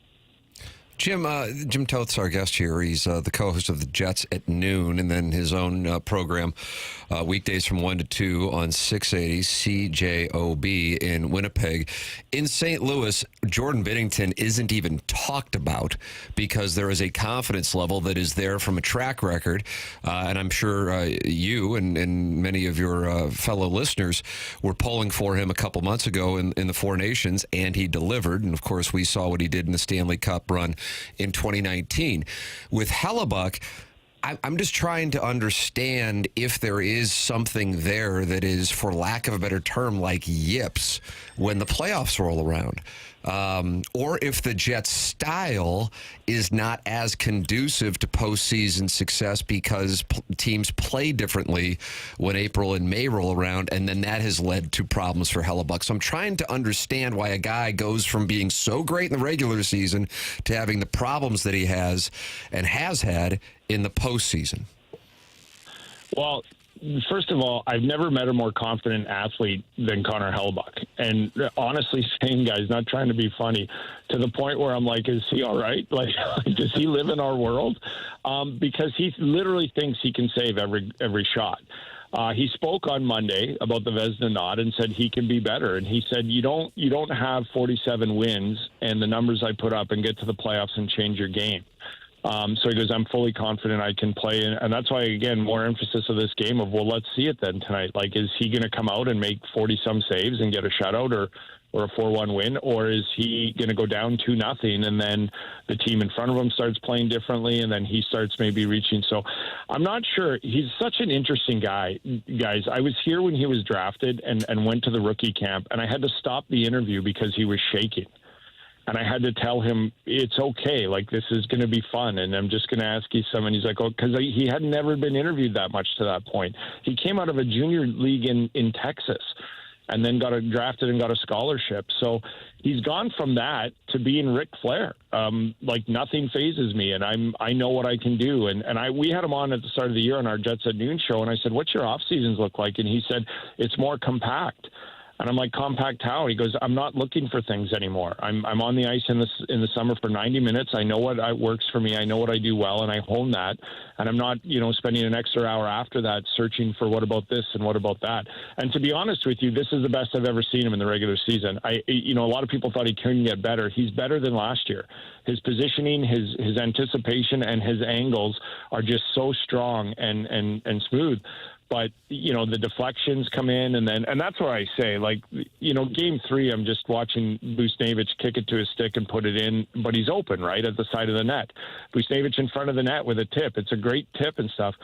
It just, those are the factors where I'm like, can he get to those? Those are tips I don't expect most goalies to, but Connor Hellebuck isn't most goalies. So, it's never a confidence thing with Connor Hellebuck, to answer your question. So I wonder if it's yips or whatever, but we'll never know because he could get blown out 6-0 and he'll come in tonight and tell us that, they were in the game the whole time and stuff. So, but that's what makes him who he is too, right? But I don't know if he needs to steal a game. I think the whole team needs to be better, but he is one of their best players and he can be better too. What's number 2 when you guys go to the phone line? Like, year round, is it the Blue Bombers? Is it Jets, like year round? What else resonates? Any, like Blue Jays? I'm just trying to think. And any other Canadian hockey that people would root for outside of the Jets? Yeah, no, when we go to the phone line, well, the other thing with the team is secondary scoring. And it happened in Colorado last year, too, is Nito Niederreiter, Nemeskov, Perfetti. These are all really good players, Adam Lowry, but they have one goal in this series, and it's an empty netter from Adam Lowry. And it was the same thing that plagued them last year against Colorado. Mark Scheifele was a point-a-game player. Kyle Connor was a point more than a per-game player in the 5 games. But there was nothing from the secondary scoring, and that's what they need to do tonight to beat the Blues, is they got to get more people, contributing than just the top guns and better defensive structure and goaltending. But to the phone lines, that's what it is right now. Bombers had their Canadian Football League draft yesterday, and they drafted a Canadian quarterback, which is unheard of, and it's more unheard of in the second round. And I said today in our meeting, we got to get to that today. Like, that's major news. But it's so much emphasis on the Jets. Now, I do want to say, like, this is a CFL town, gentlemen, compared to some of the other cities in Canada. The Canadian Football League matters. I know Bomber fans that have been generational Bomber fans that don't even follow the Jets in this city, and it's only a city of about 1 million people. Wow. So it is a football town. It is a Bomber town. But at this time of the year, it's and I tell you this, if they don't get out of the first round, all I'm going to hear on social media in the show is, well, hopefully the Bombers can do better this year because this sucked. So they're the number one ticket in town, but there's a 1B, and they're not the only ticket. But people just want the success, right? The Bombers ended a 29-year Grey Cup drought in a 9-team league about 5 years ago, and they've since gone to 4 straight Grey Cups. They won another one, and they've lost 3 in a row. They love the Bombers here, but to be honest with you, with the lack of success in the playoffs last year, a lot of people just were more Bombers because of the lack of. This core needs to do this, right? Again, the Hollywood narratives, bring in Tony D'Amato, Al Pacino any given Sunday. I can't do it for you, but either you come together as a team, or you die tonight and maybe Friday as individuals, and they've made success as a team game. So they have to do it. And the city and the province is waiting for it. To be honest with you, if you get out of the first round, I'm afraid that they'll act like it's the Stanley Cup because that's how weighted this is right now. Well, I'll tell you this, Jim, if things quiet down or it's a really bad loss, you just go to the phone line and ask for Sharons to call in. Sharon in Saskatchewan, call in. Yep. That's our default. Yep. Sharon in Saskatchewan. Well, speaking of the Bombers, that's their biggest rivalry. So nobody. The one other thing we'll hear is, well, no matter what happens, at least we're not Saskatchewan. At least we're not Saskatchewan. Another T-shirt waiting to be created. Jim, really enjoyed the conversation. Thank you so much for giving us the Winnipeg perspective. Maybe we'll circle back here following the festivities and see what the state of mind is, because somebody is going to be thinking they're wrapping it up on Friday night, no matter what, and somebody thinks it's all going to be over. That is just the nature of playoff hockey. And as we saw with Dallas, man, I'm sure they thought they were done, and they score 11 seconds in, so things could turn quite quickly in the Stanley Cup playoffs. Yeah, it's a beautiful time of the year, no matter what happens, but this is a big one, guys. Call anytime. Love the show. Love St. Louis. Been to many Cardinals games over the years, and always having a cold one and watching the Birds play. So thanks for having me, and enjoy the game tonight. God bless. Appreciate that, man. Thanks. That's Jim Toth with us here on TMA, joining us on the Collier and Thompson phone lines. You can follow him at Jim Toth Sports on Twitter, TOTH, giving his perspective on this Blues and Jets series, and I podcast their program to get the Winnipeg perspective. Everything really is about Connor Hellebuyck up in Winnipeg, as you can imagine. Seems like it, and I think the Blues would like to keep it that way. They'd like to keep all the pressure and the heat on him. Softy goes in the first 5 minutes, sweet mother of mercy.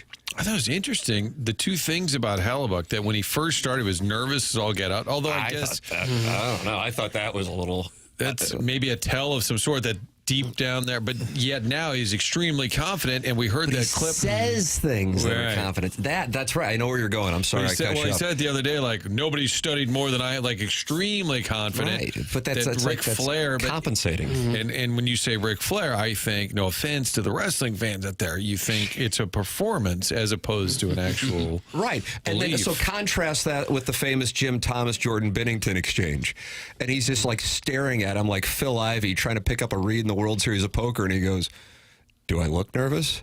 Like it's just like sociopathic. But that's what you want in a goaltender. In order for a guy at 7, 8, 9 years old to go, sure, I'll choose not to score and I'll stand in there and let guys fire pucks at me. There's usually a little something different anyways. That's why guys who play will talk about, he's a goalie. But you kind of want that. And so that's what I'm trying to get is this thing with why a guy goes from being so great, but then when the playoffs come around, the numbers, as Martin read through the Jets games in the postseasons, not just this year, but the past years, they just go haywire in the other direction. And so I understand where Jets fans are coming from going, yeah, we just don't have any confidence because we've already seen this. This isn't something that is a narrative. This is something that we've seen, so we kind of know what to expect. Just like I said to Jim, I guess if Binnington gives up a soft goal, you're not going to go, crap, has he lost it? You go, okay, he just made a mistake. Whereas if Hellebuyck does, I think they're going to go, crap, do we got to yank him for the third straight game? That becomes the conversation. And I'm sure Scott Arneal in Winnipeg is already going, we got to be ready to see if he falls apart again tonight. It's about the last reputation you would want for your goalie. Oh, my he's goodness. not going to be there in the big game, because that'll trickle down to the whole team. Well, we've seen it here in St. Louis. I mean, that's what St. Louis postseason hockey was famous for a number of years. Some of their best teams were victimized by bad goaltending. A guy, Doug, you said was what looked like scrolling through his phone? Pay attention, Roman. Pay attention. They're shooting. They're scoring on you from center ice. Owen Nolan, Martin, President's Trophy, Game 7. Wish we had the audio because Roman, he was a super nice guy. After the game, he says, the puck is lucky, but for them, not me. And you're like, oh, it's a lucky puck, but it went the other way. That's right. Jonathan Taves is from Winnipeg. I've been reading up people from Winnipeg. And they drafted, Tim, who was it that you had them drafting in the, I had the quarterback's name called up. Oh, Darnell Coles, I think, right? Taylor Elgers. Taylor Elgers rolls off the tongue. Is the What new noise did you make after saying that name? That's like whatever Mad Dog was doing when he found out. Gotta help. He wants to have a Manhattan with his daughter. And then the boyfriend wants to have an early bird special. His daughter's boyfriend. Yes, what game do you want to watch? Same age as Bill Belichick. Email in Design Air Heating and Cooling email of the day. The program's called TMA, and it airs on 101 ESPN.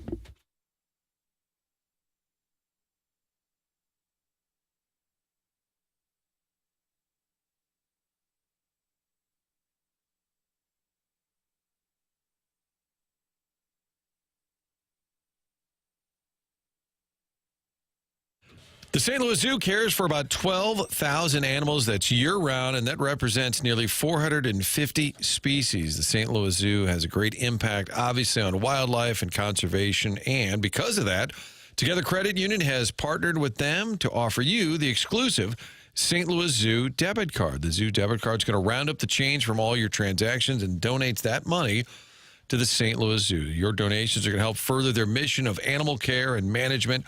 In addition to that, you've got the debit card. That means you're going to get special perks for parking, attraction tickets, discounts, a lot more. All you have to do is sign up, and if you do it now, you'll get that sea lion plush toy with that St. Louis Zoo debit card. Pretty simple. Open it up and give back.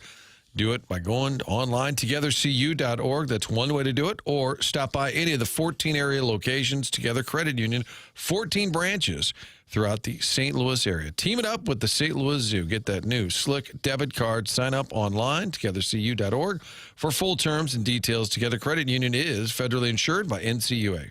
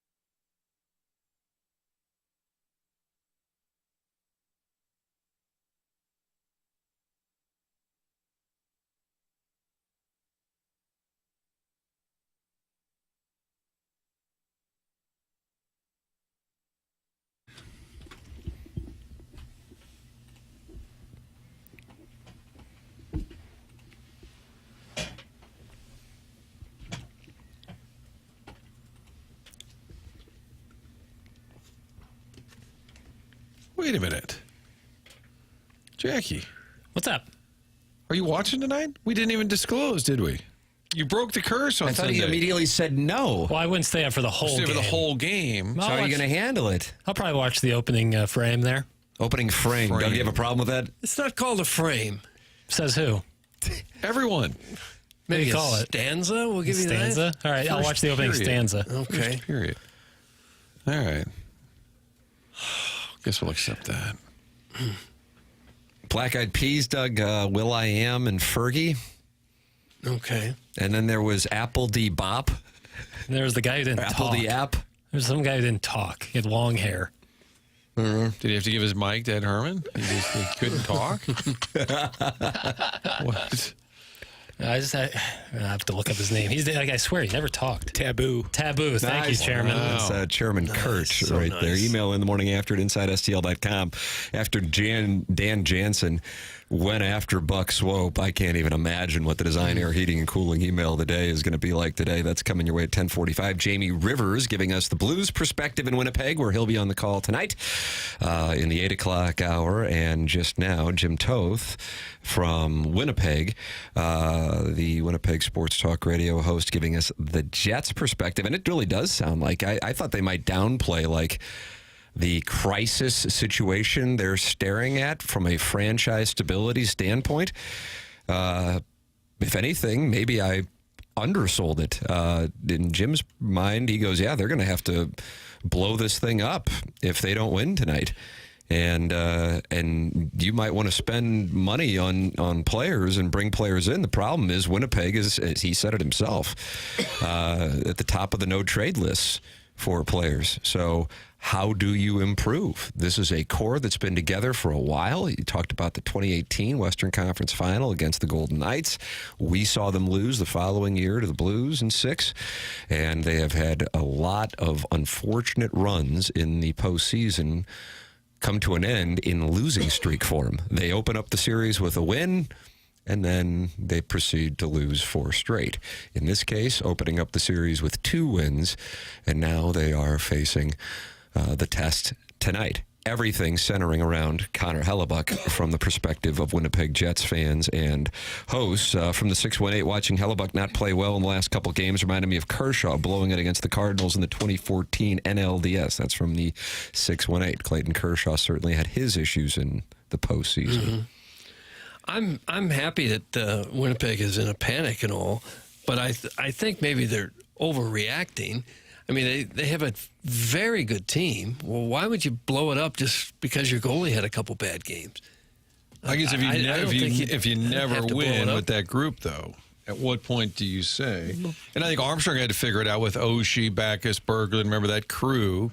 And they were waiting for him to break through. Finally, he traded Berglund, and they win the Cup without him.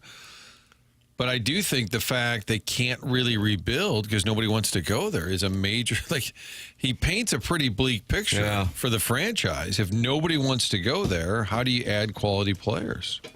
You trade for young guys, I guess, or you sign restricted free agents like the Blues just did. Yeah, should have done that Edmonton maneuver. They've done it. They've certainly put together a quality team. By drafting well back in the day. God, it does sound like the whole.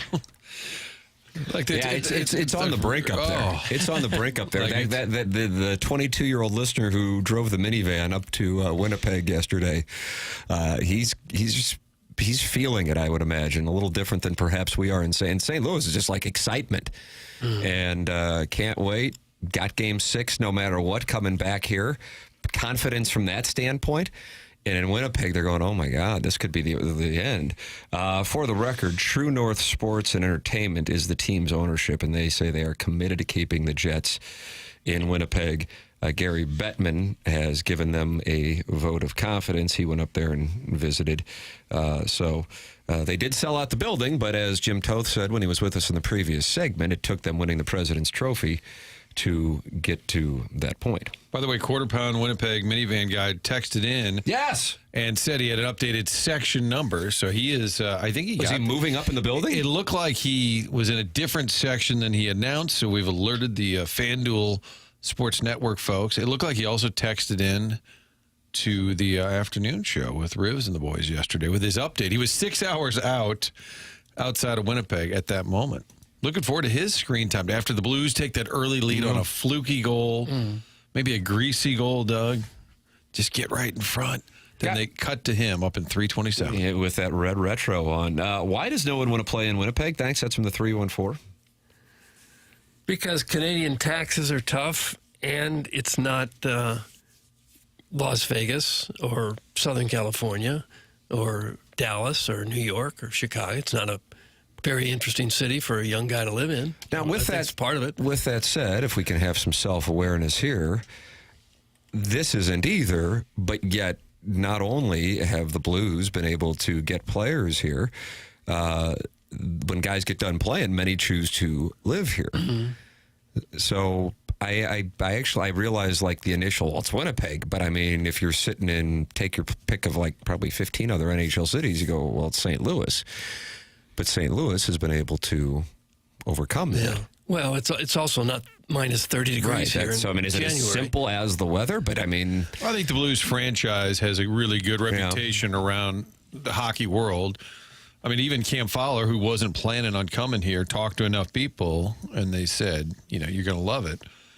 So it's kind of back in the day with Jocketty getting players, Edmonds and McGuire to come here. He'd say, once you're here, get that fan experience. You're going to love it. You're going to stay.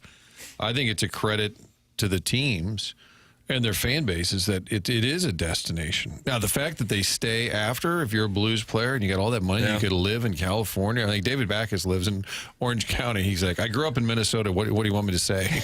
And now he's living in Orange County. Oh, yeah. I wouldn't blame any of these guys to move to Florida or somewhere warm. As I look at the Blues roster, I think the only free agent really that they've signed here to come from somewhere else is Justin Falk, right? That was a trade. Came here from Carolina. We were the big city compared to Raleigh. I think he was a free agent. Was a free agent? Hell, I don't All the know. other guys are Crowdsourced. homegrown or traded for. Was that Edmondson? I thought there was Joel Edmondson, but maybe I'm wrong. The good news is we can look this up in our encyclopedias tonight at home and get back to the listeners All tomorrow. right. Encyclopedias. And have that information. Traded to the Blues in exchange for Joel Edmondson. Oh, you're right. Okay. Dominic Bach and a 7th-round pick. Well, Krug would have been the free agent. Big sign. Yeah. And we're grateful that happened. Not so much. But everyone else is homegrown or you traded for him. He was a trade, Doug. Okay, That's sorry. some man I was thinking love. Krug. Wooden Shoe 02. Falk was a trade. Okay. Calm down, everybody. It's game day. Let's not be so All tense. right. So Krug was the defenseman who signed as a free agent. Really the only, as I look at the roster, I think that's the only free agent that they had to lure here. And Ryan Suter was on the scrap heap. I mean, they've gotten the most out of him. I think he was getting paid by Minnesota and Dallas this year. He's getting paid by 3 different teams. Nice. There's no Clayton in Winnipeg, Doug. That's from Trey Mason. You remember him? Missouri stopped him in the 2013 SEC No, championship. he ran for like 800 yards that night. He was a member of the St. Louis Rammies. Yes, he was. Didn't do a lot here. Whoa. But, a lot of them didn't do much here. Guys, what about Saad? That's from Brett Hull's mullet. Brandon Saad. I was watching that Vegas game last night and saw him out there. Skate, boys, skate. Good for him, Brandon man. Saad and the Blues see each other in the Western Conference Finals. He kind of was very cordial to like, fine, just let me loose. Like left money on the table. Yes, kind of lots of believed in himself that he would catch on somewhere else. And you kind of needed him. That was a good move by Army also to kind of nudge him out the door to open up some opportunity here. It's all about runway. They traded Edmondson for Okay, Falk. we got it. And he had to awkwardly sit through the banner raising. That's from the Crystal Sea Clam Hammer. I'm talking big-time free agents where they threw a lot of money at it. I was thinking it was Falk. It was Krug. Okay, You're getting owned right now. All right, I know. Oh, Chuck is weighing in. Chuckles Marlowe. Who's rooting for his kids' sporting events to be rained out so he can watch Blues hockey. Get involved on the program. Many are 314-399-9646. Then you got that YouTube chat. 276 friends of the Feather gathered like Bach Hog, Ryan Crawford, DJ Patty Cakes, and Darth Missouri, who says it's a loss tonight. Oh. Could be. Don't know. But then you'd be like, okay, Game 6 is in St. Louis. I really don't. I don't think any outcome, even if they got blown out, but that's kind of a bummer. All right. Got to win the next two. It was their turn to win one. No big deal. I just feel like that's their psyche, which has got to help playing the game that way. That's the thing that stood out to me throughout this whole thing. Yeah, we're good. And I initially thought it was a line, and I understand when Jim Montgomery, when Parayko went out, what else is he going to say? He's not going to go, well, tough. We'll do our best here the next few games, but what are we going to do? We just lost our guy who's been our MVP this year. And no, he's like, no, I'm not worried. I would have been worried a month ago, but now these guys believe, and we're going to be fine. And I'm like, okay. And then sure enough, they didn't lose for like a month. So Dylan Holloway, Tyler Tucker, Robert Thomas, not 100%. I'm sure plenty of other guys are beat up. We don't know about it. Fine. We'll be fine. It's a mindset, and that's a great mindset to have. Meanwhile, on the other side of things, you have the pressure, you have the tension, you have heads down. I think when one of your best players looked and sounded like he sounded after Sunday, that's not a great thing. But at the same time, Doug, you talk about puck luck, and a bounce can go your way, and the next thing you know, everything changes. Hard to control that, and it determines the outcome of a lot of games. Hey, guys, real quickly, if you could, how does anyone remember that time Army traded Edmondson to the Hurricanes? Do you remember who we got for that? Thanks. That's from the two-pump chump. I had forgotten.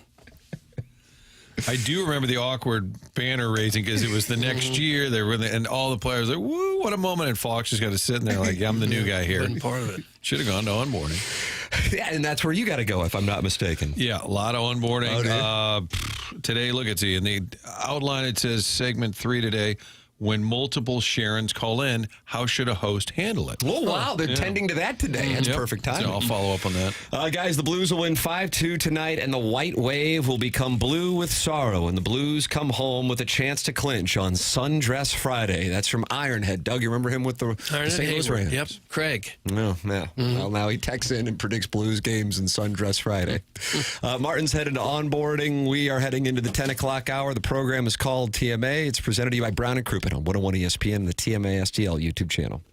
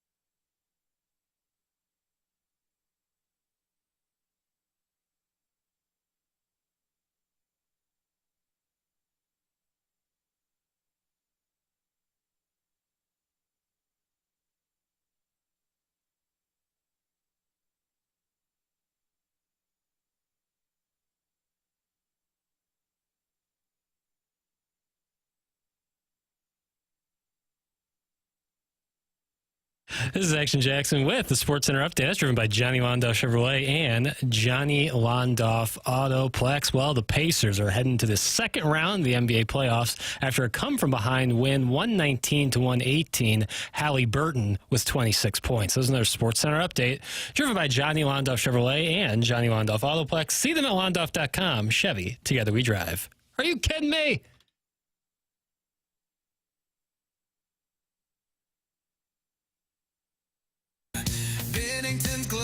Catching dreams to save. Every shift we skate like warriors brave. Joe Blues love got us on a roll. Thomas and Kyle gonna light up the goal. With a note on our chest, we won't stop a flop. 2025, we're bringing home the cup. The puck drops, the hustle's begun. St. Louis rising, roaring is one. We grit for glory till it's all done. Every slap shot screams we're second to none. Oh, dog, indeed, indeed. Yes, oh gosh, indeed. It's TMA 101 ESPN program presented to you by Brown and Crouppen. Send your emails in about 35 minutes. We have the Design Air Heating and Cooling email of the day, joined earlier in the program by Jamie Rivers, who is in Winnipeg for Game 5 tonight in St. Louis. And to get the perspective of this is not made up, Winnipeggers, Jim Toth joined us. He hosts a show on Winnipeg Sports Talk Radio and also Jets at Noon podcast. So you can watch that program and get the perspective of Winnipeg, where they are certainly on edge for tonight's festivities. Doug, this is a brief aside, and this is meant just for me and you. Is okay. Oh, I don't know how many years combined working in St. Louis. I guess we have more than 50, 60 years combined between the two of us. What does it say that we are in April in St. Louis? The Cardinals have a doubleheader today, and I think even talking about it would piss people off because they want us to be focused on the Blues. What does that say? Well, it says when the Blues are hot, people know they can win this baby, and everyone gets caught up in a good team with a chance to win a championship, while the Cardinals happen to be in a down time in their franchise. I just don't know if I can recall a time in my 25 years working here and before that watching television and listening to sports talk radio in which not only are people focused on the Blues, and I understand that, they just don't even want to talk about the Cardinals. That's a dangerous place to be. In an hour and a half, the Cardinals will play Game 1, theoretically anyway. They've got some rain issues in Cincinnati today of a doubleheader, and then they will have an 11:35 start tomorrow if they get both games in today to wrap up the series back to St. Louis, and they'll take on the Mets, who are enjoying skull-pounding teams that come their way. They are putting up some runs, so the Cardinals will be put to the test there because they're going to have to burn through some pitching with a doubleheader today, and then the Mets come to town this weekend. It's quite a situation. But I do want to talk about this. Katie Wu was on Foul Territory, and she was talking about the Arenado situation because while the Cardinals have been kind of okay, I guess, I think you would probably have set the over-under for their win total at this point in the season right around where it is if you were, you know what I mean? Yeah. Don't you think? This not is much higher, not much lower. Exactly. There's still a situation with a guy who could very well wind up in Cooperstown and Nolan Arenado, and here's what she had to say about how that is tracking. The question about Nolan Arenado is going to be just how much longer is he in St. Louis? And that is a question that seems impossible to answer. And the reason for that is because it's going to depend on what the team does. The Cardinals are 12-16. I will say, not a good record, but I think they're better than what the record shows. In the 28 games they've played, 18 have been decided by 3 runs or fewer. So they've just been on the losing end of a lot of late inning games. Their bullpen has been a problem. Nolan Arenado's play has been much better. That's his 3rd homer of the season here. Defense looks good. His mindset is much better. He's playing a better quality of baseball than we've seen over the last 2 years. So if we're going by the way that Arenado looks at the plate and how he's been on the diamond for the first month, yes, I think you're getting a better version of him that we saw in 23 and 24. However, the Cardinals play in a division where if you hover around 500, you're still considered in it. And I think we're going to go down to the wire for the trade deadline to see what they're going to do. My gut feeling tells me, Alana, that if these St. Louis Cardinals are around 500 and somewhat in contention for a playoff spot, I do not think John Mozeliak in his final year as president of baseball operations is going to just hang in the towel, right? I think he's going to look to add incrementally. Trading away a future Hall of Fame third baseman wouldn't necessarily seem to fit that plan, but I really think Arenado's future hinges on how the team looks over the next few months. Katie, we went foul territory on the Arenado thing. If the Cardinals are hovering around 500, the Rockies could win 20 straight, Doug, and they still wouldn't be 500, and it's April 30th. They are 4-25. Lost 8 in a row. An ugly-looking record. 4-25. They look up at my Chicago White Sox, who are 7-22, but still well below the pace I need them to get to cover the over of 53.5 on the win total there. So, Doug, it's fun in Colorado and the south side of Chicago where they have a combined 11 wins. Boy. Wouldn't you think that there are some AAA teams out there that could go 4-25 against Major League competition? Yes. I bet there are. Yes, I do. And you look at the Rockies lineup, it kind of looks like a AAA team.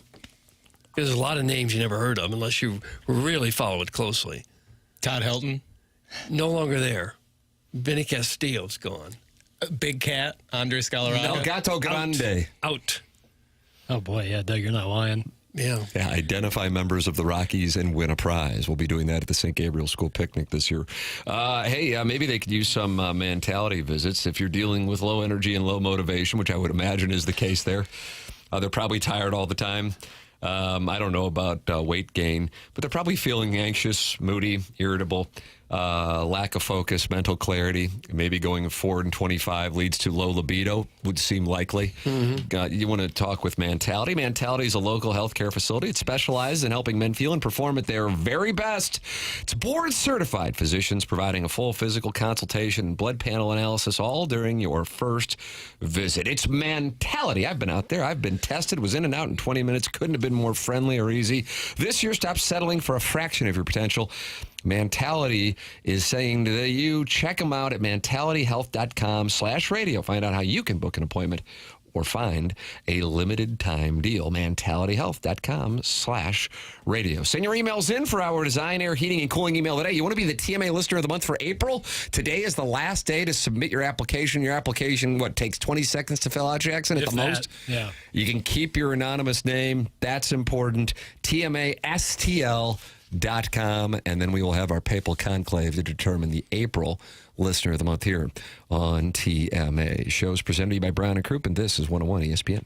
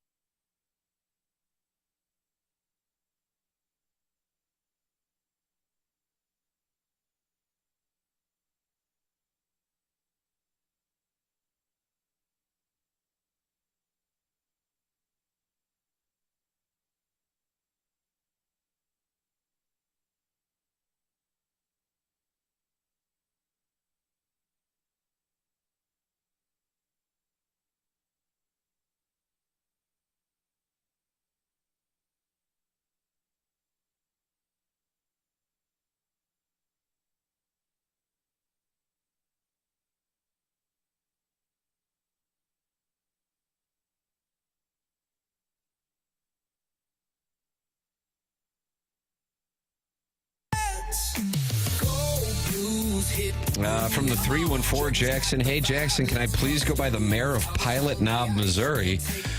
I'm sorry, Jackson, right? 24 hours you can, but right now it's April 30th, and Jackson will only update your text name and give you a text name if you want it. May 1st through May 8th or May 7th? Here's what I'll do. I'll extend, because I'm out on Friday. Oh! I'll extend it all 5 days next week. So unbelievable. Monday what a through gesture. Friday. Chairman Kurt, you're on the 1s and 2s on Friday. I am, but I will not be changing any names. No. Wow. No, Steve, Doug, will you go over there and change the names? Yeah, I'll change a few. I'll block him is what I'll do. Yeah, that's a dangerous game. I'll do, so tomorrow I'll change names, and then Monday through Friday of next week, I'll change them because I won't be here on Friday. So that's my grace to the listeners. This guy shows grace. Okay. Try to. Thank you. I try to. So you're here on tomorrow's program, gone on Friday. Yes, sir. Right. Yeah, I will be here tomorrow. Right. And tomorrow, a little vertical tease, Adam Wainwright in the program again tomorrow. Adam Wainwright. 9 o'clock tomorrow. Bernie Federico and Jeremy Rutherford. Yeah, good little Maybe program. we'll check in with that Jimmy Toth, see how things are doing in Winnipeg. I like him a lot. Yeah, I'm a Jim Toth lemming. You're welcome to get involved on the program in so many different ways. 314-399-9646. Send your emails in. JV Golf Coach won the month of April, but you can still compete with the greats. See if you can get your jersey dirty on the last day, because, we're going to clean them up and get ready for clean jerseys tomorrow to start May 1st. Okay. And we'll all be over at the Maypole celebration at Villa following the program. Do we have to go? Oh, we get to go. Thank you, Chairman. After the show, we're going to Villa to dance around a maypole? Well, we won't. But I bet there'll be like an hors d'oeuvres table of some sort. Doug, have you had a chance to see Hamilton? No. We go from the maypole at Villa to going to Hamilton. That's kind of the old money we are. Okay. Well, Lin-Manuel Miranda, you may know him from Curb Your Enthusiasm or Hamilton. And he is working on a picture, do you say? Yeah. Or do you say movie? Film. Talkie. About the Molina brothers. How about that? Here's the audio of Lin-Manuel Miranda. Yeah. I'm working on, I'll tell you something I'm working on, which is the Molina brothers, who are from my dad's hometown of Vega Alta, Puerto Rico. Vega Alta is home to like an appalling number of Major League Baseball players, not just the Molina brothers, Bernie Williams. It's really incredible. So to be able to honor that in a movie is something we're really actively trying to do. Like some of the greatest athletes, Yadier Molina, one of the greatest catchers. Yeah, we claim them. We claim them for Vega Alta. Well, we can only name one other. He's an appalling number like Bernie Williams. So you want to fight Lin-Manuel? No, I don't want to fight him. I just thought he was going to list off 6 or 7. That would have been a good place for your and such. Bernie Williams and such. Right. At all. You kind of went a little John Miller there with the accent floating in and out. Puerto Rico. I think it's pretty cool. Mm-hmm. Little Molina Brothers movie. The last St. Louis athlete that made a movie about Doug was Kurt Warner. There you go. That was a good movie. I was expecting it to be really cheesy and I haven't bad, watched but it. It was good. Is it quite really? Good. Yeah. Have you seen it, Jackson? No. What was that guy's name who played him? Zach, American Underdog is the name of the movie. That would have been Zach Cole? Zachary Levy. The only problem I had with it is Marshall Faulk was kind of chubby. Chubby. Of all the people you're going to cast as Marshall Faulk, you get a chubby running back? Come on. Yeah. I don't know what this is in reference to, but Maxwell Hung just texted in turd. Okay. That's nice. Nice thing to text in. Just checking to see if my text inbox name is current. Love the show. Let's go Blues. And that comes from the text inbox. That's the name of the texter. You can't That's have so that meta. Name. Don't give him that name. Don't give the name the text inbox in the text inbox to the text inbox? If he insists on it, block him. Did he want his name changed to Turd? No, that was Maxwell Hung. Block him. Guys, movie was better than expected, but Doug's right. Falk was chubby. It's from Pele Blanco. Mm-hmm. Well, it happens. I mean, he wasn't in it a lot. Just there was a couple scenes there where you could see number 28 running. So who's the fat guy? And then Dennis Quaid played Vermeil. It's pretty good. I think that's right, yeah. I guess I got to watch this. Yeah, I kind of figured it would be warm garbage. No, it isn't. Wow. It is not. A baseball movie that I thought was going to be terrible and wound up being great, even though it certainly took license with the truth. is Moneyball. Ah, the best. I remember when they're going to do a story on the A's and Billy Beane. That's going to appeal to nobody. And then they did it, and I'm like, I really enjoy that movie. So good. So good. For some reason, I was watching the end of Hoosiers again last night. It was on cable. And I was thinking it was so cool that this happened, and then I got to read, and a lot of it didn't happen. Oh! They had the year wrong. In the movie, it was 52, and it really happened in 54, and they said a lot of it was embellished and changed. And Gene Hackman didn't really fall in love with Barbara Hershey? No, he didn't. They're just co-workers. Still a great movie, but it was hardly a documentary. No, and most features. Yeah, they said it was inspired by a true story, not so a that true team, story. A team from a small town won the Indiana State Championship. That part's true, but the head coach wasn't a woebegone coach who had been kicked out of basketball for beating a player. No, and he didn't. But I was watching the Indiana Bobby Knight 30 for 30 for whatever reason last night, just for like 10 minutes. As the pills were starting to set in, and they interviewed the director. Is it Angelo Pizzo, who's from Bloomington, Indiana? Angelo Pizzo. And Norman Dale's character, Gene Hackman's character, was based on at that time Bobby Knight. Yeah, that makes sense. That is it. So the head coach of that team that won the state championship wasn't necessarily a violent gentleman. Yeah, Angelo Pizzo directed. He also directed Rudy. Another true story. Okay. Yeah, that one's 100% true. Thank you. No, but anytime you're making a feature, especially like it's based on true events or based on a real story. Inspired by. Right, but they can take as many liberties as they want. Sean Astin and I are approximately the same size. Well, Sean Astin and Rudy. Sean Astin's taken a different route health-wise here over the last few years. But I think if you line me up against an ACC defensive line, offensive line, I'm going to break through 1 out of 3 times for a sack. You'd get your sacks. Thank you. There's no doubt about that. And the crowd would certainly yell, Tim. And carry me off on the field. Now, unfortunately, as it turns out, per Joe Montana, they were laughing at him. It was a joke. But the way the film ended, it was portrayed as no other Notre Dame player has been carried off the field since. Right. Maybe Reggie Ho. Well, it's still a good movie. That's right. As long as you keep it in perspective. What do you mean by that? You're not watching a documentary here.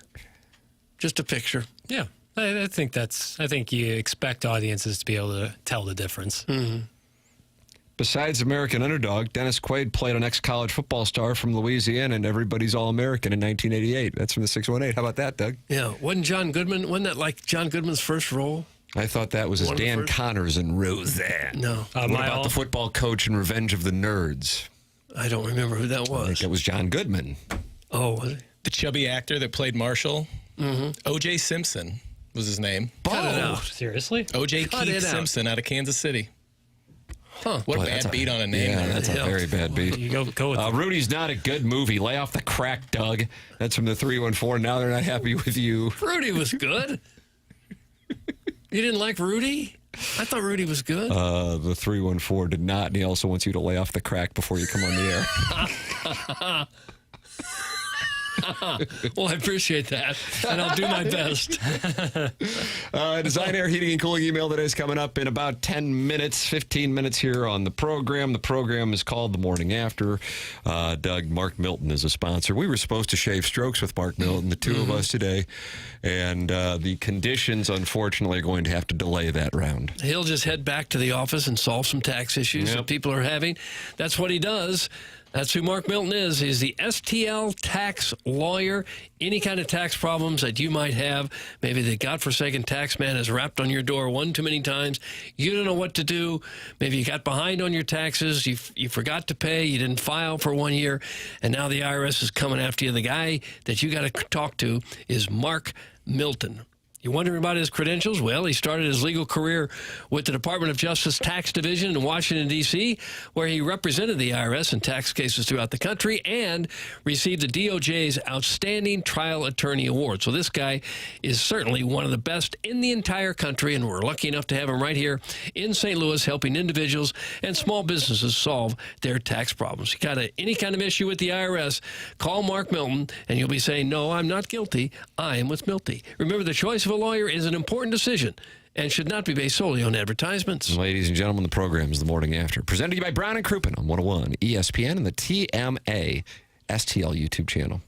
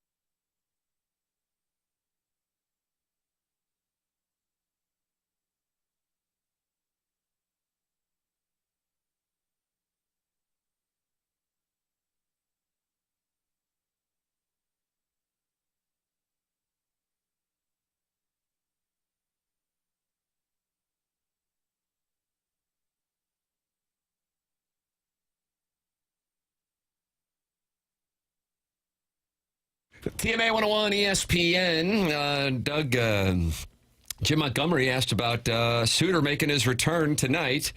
He said, I got to give him credit.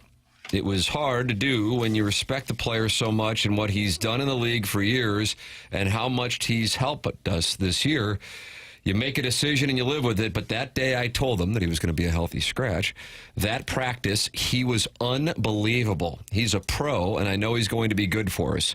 It was just a gut feel, and put him back in.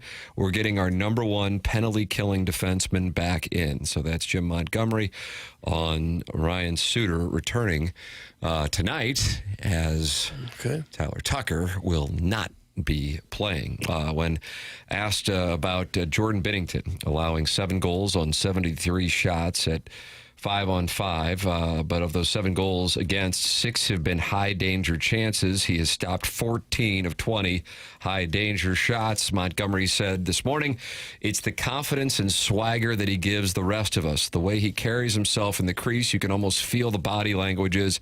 I got it, boys. Just go do your job. I got the rest. That's the way he makes us feel. It's Jim Montgomery. And if that were a tweet, it would be considered trolling Connor Hellebuck and Scott Arneal. Oh, gosh. Well, it sure makes a difference when you got a goalie playing really well in the playoffs. A hot tender. Mm-hmm.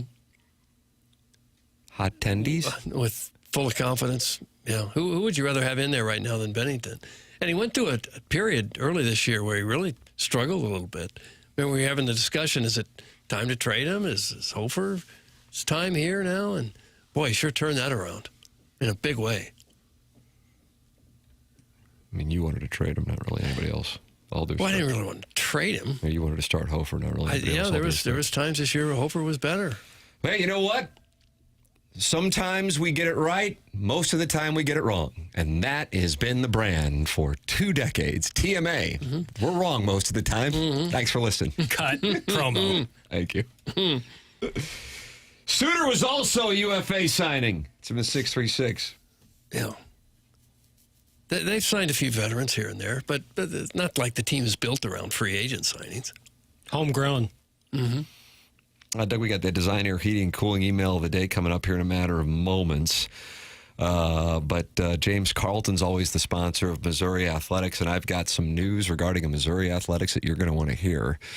James Carlton, I'll give it to you momentarily. James Carlton's online at carltoninsurance.net. He's my insurance agent. I think a lot of people just kind of inherit their insurance agents, either from parents or from friends who get into the industry, and you go, okay, I guess I'll do it. I don't know. And then it's kind of awkward because at some point you got to go, I'm not sure I got the best person, because the best person is James Carlton, and I don't have him, so therefore I now know I don't have the best person, and I got to get something taken care of, and they're not getting back to me. They're taking the business relationship for granted because there's a personal relationship, and now I got a problem on my hands. You ran out of breath there. Like Mad Dog talking about the pitcher is not being allowed on his son's show. Make the switch to James Carlton, 314-961-4800, or go online at carltoninsurance.net. If your insurance costs a leg and an arm, call James Carlton, State Farm. I did. I made the switch, and I couldn't be happier that he has been my insurance agent for 6 years. Well, here's the news, Doug. Get ready for it. Okay. Joe Lunardi has released his bracketology. No, we don't know who's going to be on the teams yet. Give me a little 8 seed action. Well, Missouri, once again, kind of the same vicinity as last year with the trip to Winnipeg or Wichita, same thing. Yeah, right. Missouri's going down to Oklahoma City as a 6 seed. City already. And it'll be a rematch from the TJ Moe Miracle. As Missouri will take on San Diego State in the first round. 6 versus 11. That's in Oklahoma City. That'll be fun, but disappointing because, of course, St. Louis has first-round games next year. Yeah. And but this is a joke, right? Where he picks who you're going to play and where. No, it is on ESPN.com, and it just debuted. And Dillinois gets to play in St. Louis, but they're a 7 seed. Dillinois gets to play in St. Louis as a 7 seed, but Missouri doesn't get to play in there as a 6 seed. Do you have a problem with that? Yes, I have a problem with all of this. Maybe a slow roll. The whole idea of it. Why don't we save it and see if he gets anything right at all? See if he gets one team's location and seed right. I'm fired up. I don't like your attitude, Doug. I don't like the fact that you don't think Whale is going to be a 12 seed again. How would you know? Oh, they were good last year, Doug. Whale. So they playing like a high school seed. gym. Yeah, they'll be in Portland, though. Do you disagree that they should be shipped out to Portland? Who I mean, cares? they Who fly knows? out from the Atlantic and they land in the Pacific, and now we're supposed to take out Orchid Swan, John Calipari? Yeah, Moda Center. All guessing. The house that Dame built. Be fun to see SEMO in there, though. They're going to take on Houston. Where's that in? Okay. That's in Oklahoma City as well. Oh, So nice. Missouri fans will get a chance. Of course, we saw SIU Edwardsville take on Houston in Wichita, close. and now Missouri fans will get a chance to see Houston take on SEMO. Do you think there are people that actually take this seriously? You're looking at two of them right here. So you're planning right now your trips. I was going to say, I was looking start looking at hotel rooms in OKC. Oh. Friend of the program, Josh Schertz. Billikens are not in this tournament. So why even play the season? Just take the year off. And focus on 27? Right, because it's been predetermined. Just practice. You surprised Auburn's down to a 4 seed playing high I'm not surprised by any of it because he's made it up. Blues pull. Well, St. Louis hosts a regional, and Illinois gets a 7 seed. Missouri gets a 6. They get to play in St. Louis. Missouri doesn't. I'm furious. Okay. And you'll want to check out my my Instagram live about it coming up.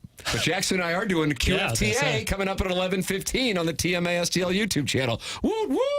Yeah, Woot is right. YouTube.com/TMASTL. Send your questions, comments, hate mail. T. McKernan at InsideSTL.com. Design Air Heating and Cooling email today coming up next. This is TMA on 101 ESPN.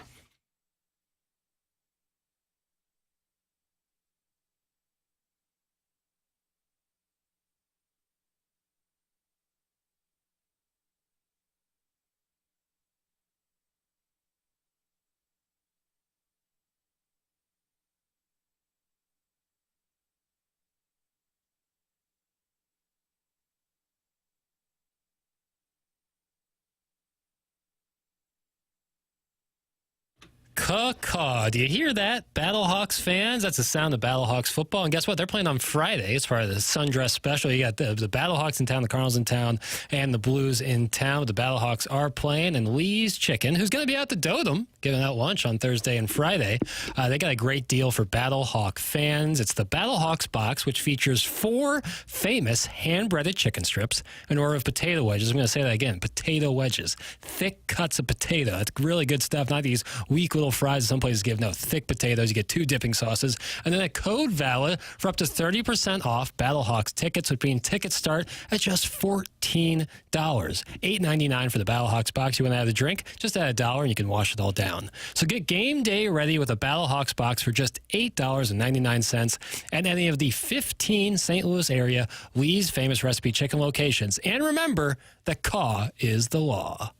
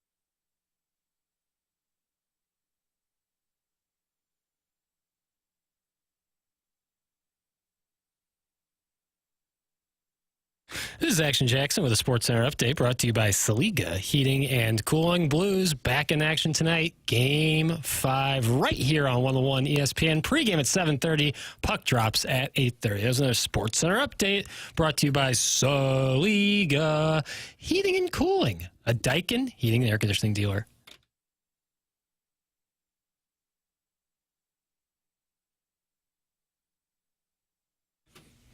No, Doug, do you want it? Do you want the Design Air Heating and Cooling email today? The final one for the month of April? Okay. Let's do it. Design Air Heating and Cooling email of the day. Happy Wednesday, lads. Dougie got nominated for Manager of the Month with his lineup card of callers this morning. The leadoff man decided up Chuck and then give his weather report for Cincinnati. The 2-hole barge worker turns out to be a Branch Davidian forcing kids to speak into the phone. Is that something David Koresh did? I don't remember that part, no. Then we got the big hog swinging Dan Jansen, who instead of offering tickets or looping service, decides to call out the granddaddy of them all, Buck Swope. Looking forward to recapping Dan's side of the story on the Dads and Driveways podcast tonight. Cheers. That's from my cousin, Vinny. My cousin, Vinny. I guess I'll take a practice swing here to get ready for the new month. Hey, Doug, thank you for helping me set up my goon shack last weekend. What? I knew you were talented, but I didn't know you could swing a hammer like that. I really enjoyed how you seductively removed your shirt when you started to break a sweat. To repay you for your work, I will let you try out the goon shack for free a time or two. How do you do? That's from Joey Vitale's Face Dong. I'll be darned. Joey Vitale's Face Gong. Well, my time as the Milagro Tequila Listener of the Month is officially over. I've tried to serve you well. Most of all, I hope Tim is proud of me. Oh. As the calendar turns to May, I'm facing a bit of a dilemma. We all know Friday night's Blues game is Sundress Central, but I can't decide between my hot pink shirt or my light blue dress. Should I wear a halter top and high heels or something a bit sluttier? I really want to wear something low cut so people can see the Grit logo tattooed on my chest. Oh, God. One thing is certain, Hellebuck won't be able to concentrate on the puck because I'll be pressing my Perky C-cups against the glass to distract him. I hate to interrupt your riveting conversation about Lin-Manuel Miranda, but I really need to share this fun fact. Every time I look at Doug, the actor who played Marshall Falk and my loved one have something in common. They're both chubby. Let's go Blues. That's from March 2025 Lister of the Month, the JV golf coach. JV golf coach. And now Buck Swope has issued a response. A hush. To Dan Jansen. Falls in the crowd. Pop quiz, hotshot. You're an older gentleman who's repeatedly called into a radio show to make a breathy, long-winded pitch to hang out with the host, first inviting the boy producer. Is that what they call him, the boy producer? I think so. The boy producer, less than half your age, to hang out with a bunch of older men he doesn't know, to load it up an all-inclusive section of an empty stadium, then more recently calling back in and getting Jim Carrey and Cable Guy level creepy by offering to caddy a charity golf scramble that Tim is playing with his father and his son. You are then roasted in a winning email today that compares you to a fictional serial killer. What do you do? What do you do? Do you take the hint that maybe these calls aren't going over as well as you thought they were going to go over when you were waiting on hold for hours and stopped calling in? Does it occur to you that you come off like the guy who called in to Francesa to see if he could come into the studio and meet him? No, you call back in days later. You sit on hold listening to Pestis butcher his own lame